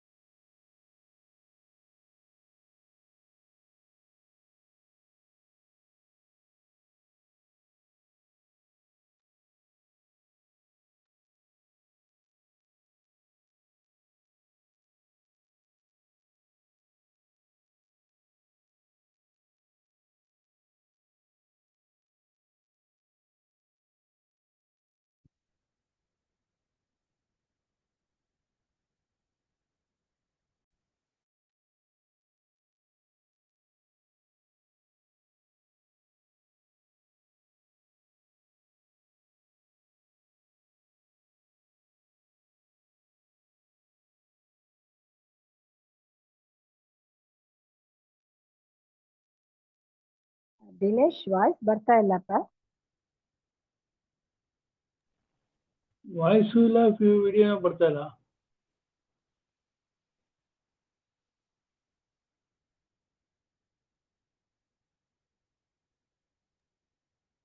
ಬಹುಶಃ ನೆಟ್ವರ್ಕ್ ಹೋಗಿದ್ಯಾ ಅಂತ. ಇಲ್ಲ, ಕರೆಂಟ್ ಹೋಗಿತ್ತು, ಮತ್ತೆ ಕರೆಂಟ್ ವಾಪಸ್ ಬಂದಿದೆ, ಕ್ಷಮೆ ಇರಲಿ. ಸೊ ಇಲ್ಲಿ ತನ್ನ ಅಳಲನ್ನ ತೋಡ್ಕೊಂತಾನೆ ವಿದುರ. ತನ್ನ ಅಳಲನ್ನ ತೋರ್ಕೊಂಡು ಕೃಷ್ಣನಿಗೆ ಹೇಳ್ತಾನೆ, ಎಷ್ಟರ ಮಟ್ಟಿಗೆ ನಾನು ಹೆಲ್ಪ್ಲೆಸ್ ಆಗಿದ್ದೀನಿ. ಕಣ್ಣಿನಿಂದ ದ್ರೌಪದಿಯ ವಸ್ತ್ರಾಪರಣವನ್ನ ಮೊದಲಿಗೆ ನಿರಾಕರಿಸಿದ್ದು ವಿದುರರು. ಎಲ್ಲರೂ ಕೂಡ, ಭೀಷ್ಮರಿದ್ರು, ಎಲ್ಲರೂ ಕೂಡ ಇದ್ರು, ದ್ರೋಣಾಚಾರ್ಯ ಇದ್ರು, ಎಲ್ಲರೂ ಕೂಡ ಮೌನವಾಗಿದ್ರು ಕೂಡ ಧರ್ಮ ಏನ್ ಹೇಳುತ್ತೆ, ಧರ್ಮದ ಪ್ರಕಾರ ಈ ರೀತಿಯ ಒಂದು ಚಟುವಟಿಕೆಯನ್ನ ಮಾಡಬಹುದಾ ಇಲ್ವಾ ಅಂತ ಹೇಳಿದ್ದು ವಿದುರ. ಮೊದಲಿಗೆ ವಾಯ್ಸ್ ರೈಸ್ ಮಾಡಿದ್ದೆ ವಿದುರ. ಸೊ ಅಂತಹ ಒಂದು ವ್ಯಕ್ತಿತ್ವವನ್ನ ವಿದುರ ಇಟ್ಕೊಂಡಿದ್ದ ಅನ್ನುವಂಥದ್ದು ಮುಂದಿನ ಒಂದು ಕಥೆಗಳಲ್ಲೂ ಕೂಡ ಬರುತ್ತೆ. ಮಹಾಭಾರತದ ನಂತರ, ಅಂದ್ರೆ ಪಾಂಡವರು ಯುಧಿಷ್ಠಿರನ ಒಂದು ಸಾಮ್ರಾಜ್ಯದಲ್ಲೂ ಕೂಡ ವಿದುರ ಒಂದಿಷ್ಟು ವರ್ಷಗಳ ಕಾಲ ಮಂತ್ರಿಯಾಗಿ, ಯುಧಿಷ್ಠಿರನಿಗೆ ಮಂತ್ರಿಯಾಗಿ ಬಹಳಷ್ಟು ವರ್ಷಗಳ ಕಾಲ ಧರ್ಮಜ್ಞಾನವನ್ನ ಬೋಧನೆಯನ್ನ ಮಾಡ್ತಾನೆ.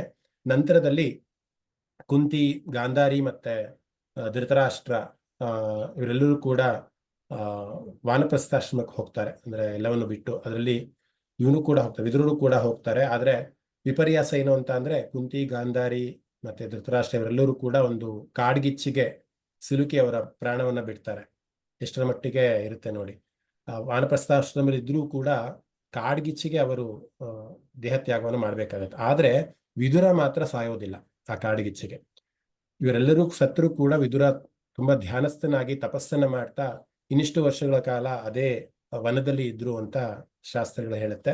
ನಂತರದಲ್ಲಿ ಯುಧಿಷ್ಠಿರ ಹೋಗಿ ಮತ್ತೆ ವಿದುರನನ್ನ ಭೇಟಿ ಮಾಡಿ ಬರ್ತಾನೆ, ಅವರ ಆಶೀರ್ವಾದವನ್ನು ತಗೊಂಡು ಬರ್ತಾನೆ. ನಂತರದಲ್ಲಿ ವಿದುರ ತನ್ನ ದೇಹತ್ಯಾಗವನ್ನ ಮಾಡ್ತಾನೆ ಅನ್ನೋದು ವಿದುರನ ಒಂದು ಕೊನೆಯ ಒಂದು ಇದಾಗಿರುತ್ತೆ.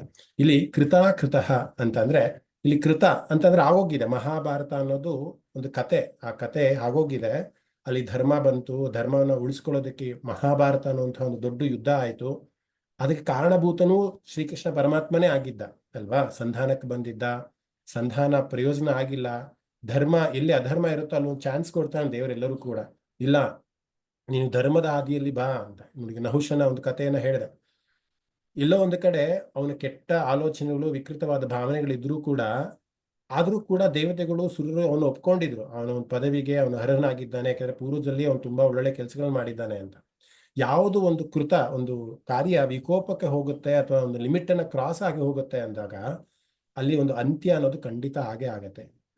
ಕೃತಃ ಮುಂದೆ ಆಗುವಂಥದ್ದು ಕೂಡ ಅವನೇ ಕಾರಣರಾಗಿರ್ತಾನೆ. ಈಗ ಕುಂತಿ, ಗಾಂಧಾರಿ ಮತ್ತೆ ಧೃತರಾಷ್ಟ್ರ ಎಲ್ಲರೂ ಕೂಡ ಒಂದು ಕಾಡ್ಗಿಚ್ಚಿಗೆ ಬಲಿ ಆಗ್ತಾರೆ ಅನ್ನೋದು ಕೂಡ ಅವನ ಒಂದು ಆಣತಿ. ಹಾಗೆ ಅವರು ಸಾಯ್ಬೇಕು ಅನ್ನೋದು ಕೂಡ ವಿಷ್ಣುವಿನ ಒಂದು ಪ್ಲಾನೇ ಆಗಿರುತ್ತೆ ಅನ್ನುವಂಥದ್ದು. ಇನ್ನ ವಿದುರ ಇನ್ನಷ್ಟು ಕಾಲಗಳ ಕಾಲ ಅವನು ಬದುಕಿರ್ಬೇಕು, ಅವನ ಒಂದು ಉಪಸ್ಥಿತಿ ಬೇಕು, ಅಥವಾ ಪ್ರಪಂಚಕ್ಕೆ ಅವನ ಬೇಕು, ಅಥವಾ ಅವನ ಮುಕ್ತಿ ಸಾಧನೆಗೆ ಇನ್ನಿಷ್ಟು ದೇಹದ ಒಂದು ಅವಶ್ಯಕತೆ ಇದೆ ಅನ್ನೋದು ಪರಮಾತ್ಮನಿಗೆ ಗೊತ್ತಿರುತ್ತೆ. ಕೃತಾಹ, ಅದಕ್ಕೋಸ್ಕರ ಅವನಿಗೆ ಇನ್ನಷ್ಟು ಆಯುಷ್ನ ಕೊಟ್ಟು ಅವನು ಕಾಪಾಡಿರ್ತಾರೆ. ಸೊ ಹಾಗೆ ಏನೋ ಸ್ಕೆಲಿಟನ್ ತರ ಆಗ್ಬಿಟ್ಟಿರ್ತಾನೆ ಅಂತ ಹೇಳ್ತಾರಲ್ಲ ನಿಧಾನ ಮಹೋದಯ. ಅಂದ್ರೆ ಧ್ಯಾನಾವಸ್ಥೆಯಲ್ಲೇ ಕೂತು ದೇಹ, ಈಗ ನಾವು ಏನೋ ಒಂದು ಸಾಧನೆಯನ್ನ ಮಾಡ್ಬೇಕು ಅಂದಾಗ ದೇಹ ಅಷ್ಟೇ ನಮ್ಗೆ ಇಂಪಾರ್ಟೆಂಟ್ ಆಗುತ್ತಲ್ವಾ. ಹಾಗಾಗಿ ಅವರ ಒಂದು ದೇಹದ ಯಾವ ರೀತಿ ಇದ್ರೆ ಸ್ಕೆಲಿಟನ್ ರೀತಿಯಲ್ಲಿ ಆಗೋಗಿತ್ತು ಅಂತ. ನಾವು ಎಲ್ಲವನ್ನೂ ತ್ಯಾಗ ಮಾಡಿ ಪರಮಾತ್ಮನೇ ಅಂತ ಹೋದಾಗ ನಮ್ಮ ಇದು ಕೂಡ ಹಾಗೆ ಆಗತ್ತಲ್ವ. ಸಾಮಾನ್ಯವಾಗಿ ದೇಹ ಅಂದ್ರೆ ನಿದ್ರಾ ಆಹಾರಗಳನ್ನೆಲ್ಲನೂ ತ್ಯಜಿಸಿದಾಗ ದೇಹಕ್ಕೆ ನಾವು ದಂಡನೆಯನ್ನು ಮಾಡಿದಾಗ ಆ ರೀತಿ ಆಗತ್ತೆ. ಆದ್ರೆ ಆತ್ಮ ಸಾಧನೆ ಅನ್ನೋದಿರುತ್ತಲ್ಲ, ಆತ್ಮ ಸಾಧನೆಗೆ ಒಂದು ಹಠ ಅಂತ ಇರುತ್ತೆ. ನಾನು ಮೋಕ್ಷವನ್ನು ಪಡೆಯೋ ತನಕ ದೇಹ ತ್ಯಾಗವನ್ನು ಮಾಡಲ್ಲ ಅಂತ. ಈ ಒಂದು ಪುಸ್ತಕ ಇದೆ, ನಮ್ಮ ಉಸಿರಿನಲ್ಲಿ ಎಷ್ಟರ ಮಟ್ಟಿಗೆ ನಾವು ನಮ್ಮ ದೇಹವನ್ನ ಎಷ್ಟು ವರ್ಷಗಳ ಕಾಲ ಇಟ್ಕೊಂಡಿರ್ಬೋದು ಅಂತ ನಾವೇ ಡಿಸೈಡ್ ಮಾಡ್ಬೋದು. ಅದಕ್ಕೆ ಒಂದು ವಿದ್ಯೆಯನ್ನ ಕಲಿಬೇಕು. ಉಸಿರನ್ನ ಎಷ್ಟರ ಮಟ್ಟಿಗೆ ನಾವು ಉಸಿರಾಡಬೇಕು ಅಂದ್ರೆ 1 ಮಿಲಿ ಸೆಕೆಂಡ್ ಅಲ್ಲಿ ಅಥವಾ 1 ನಿಮಿಷದಲ್ಲಿ ಎಷ್ಟು ಬಾರಿ ಉಸಿರಾಟವನ್ನ ಆಡಿದ್ರೆ ನಾವು ನಮ್ಮ ಆಯುಷನ್ನ ಇನ್ನು ವೃದ್ಧಿ ಮಾಡ್ಕೊಬಹುದು ಅನ್ನೋಂಥ ಒಂದು ಶಾಸ್ತ್ರ ಇದೆ, ಅದಕ್ಕೂ ಕೂಡ ಟೆಕ್ನಿಕ್ ಇದೆ. ಹಾಗೆ ಸಾಕಷ್ಟು ವಿದ್ಯೆಗಳು ಆ ಥರ ಎಲ್ಲ ಕಲ್ತಿರ್ತಾರೆ. ಅಂದ್ರೆ ಒಂದು ಮುಕ್ತಿಯ ಸಾಧನೆಗೆ ದೇಹ ಅವಶ್ಯಕತೆ ಇದ್ದೇ ಇದೆ. ನಾವು ಆತ್ಮರೂಪಿಗಳಾಗಿ ಮುಕ್ತಿಯನ್ನ ಪಡೆಯೋದಕ್ಕಾಗೋದಿಲ್ಲ. ಯಾಕೆಂದ್ರೆ ಕರ್ಮಗಳನ್ನ ಮಾಡ್ಬೇಕು. ನಾವು ಮಾಡುವಂತಹ ಕರ್ಮಗಳಿಂದ ನಾವು ಮೋಕ್ಷವನ್ನ ಪಡೆಯೋದಕ್ಕೆ ಸಾಧ್ಯ ಆಗುತ್ತೆ. ಕರ್ಮಗಳು ಅಂದ್ರೆ ಕೆಲಸಗಳು ಅಲ್ವಾ, ಒಳ್ಳೆ ಕೆಲಸಗಳು, ಇನ್ನೊಬ್ಬರಿಗೆ ಉಪಯೋಗ ಆಗಂತಹ ಕೆಲಸಗಳು, ಒಳ್ಳೆಯ ಆಲೋಚನೆಗಳು, ಇವೆಲ್ಲನೂ ಮಾಡ್ಬೇಕಂದ್ರೆ ದೇಹ ನಮಗೆ ಬೇಕಾಗುತ್ತೆ. ಸೊ ಹಾಗೆ ದೇಹವನ್ನ ಕಾಪಾಡ್ಕೊಳ್ಳೋದು ಕೂಡ ನಮ್ಮ ಜವಾಬ್ದಾರಿ ಆಗಿರುತ್ತೆ. ಸೊ ಹಾಗೆ ಕೃತಾಹ ಅಂತ ಅಂದ್ರೆ ಆಗಿರುವಂತಹ ಕೆಲಸಕ್ಕೆ, ಆಗುವಂತಹ ಕೆಲಸಕ್ಕೆ ಕೃತಶ್ಚ ಕಾರ್ಯರೂಪೇಣ ಅಕೃತಶ್ಚ ಕಾರಣರೂಪೇಣ ಇತಿ ಕೃತಾಕೃತಃ ಅಂತ ನಮ್ಮ ಶಂಕರ ಭಗವತ್ಪಾದರು ಹೇಳ್ತಾರೆ. ಸೊ ಹಾಗೆ ಇವತ್ತು ಇಲ್ಲಿಗೆ ನಿಲ್ಸ್ಕೊಳ್ಳೋಣ. ಒಂದಿಷ್ಟು ಅನೌನ್ಸ್ಮೆಂಟ್ಗಳಿದೆ, ದಯವಿಟ್ಟು ಯಾರು ಲಾಗ್ ಆಫ್ ಆಗಬೇಡಿ. ಏನಾದ್ರು ಅನೌನ್ಸ್ಮೆಂಟ್ ಅಂತ ಅಂದ್ರೆ, ಮುಂದಿನ ವಾರದಿಂದ ನಾನು ಆಕ್ಚುಲಿ ನನ್ನ ಒಂದು ಉದ್ಯೋಗದಲ್ಲಿ ಸ್ವಲ್ಪ ಬದಲಾವಣೆ ಆಗ್ತಾ ಇದೆ. ಏನದು ಬದಲಾವಣೆ ಅಂತಂದ್ರೆ, ಈಗೇನು ನನ್ನ ಝೂಮ್ ಅನ್ನ ನಾವು ಉಪಯೋಗಿಸ್ತಾ ಇದೀವಿ, ಇದು ನನ್ನ ಇವತ್ತೇ ಲಾಸ್ಟ್ ಡೇ, ನೆನ್ನೆನೇ ಲಾಸ್ಟ್ ಡೇ ಆ ಕಂಪ್ನಿದು. ಆ ಕಂಪ್ನಿಯ ಒಂದು ಲೈಸೆನ್ಸ್ಡ್ ವರ್ಷನ್ ಅನ್ನ ನಾನು ಯೂಸ್ ಮಾಡ್ಕೊತಾ ಇದ್ದೆ. ಆದ್ರೆ ಅದು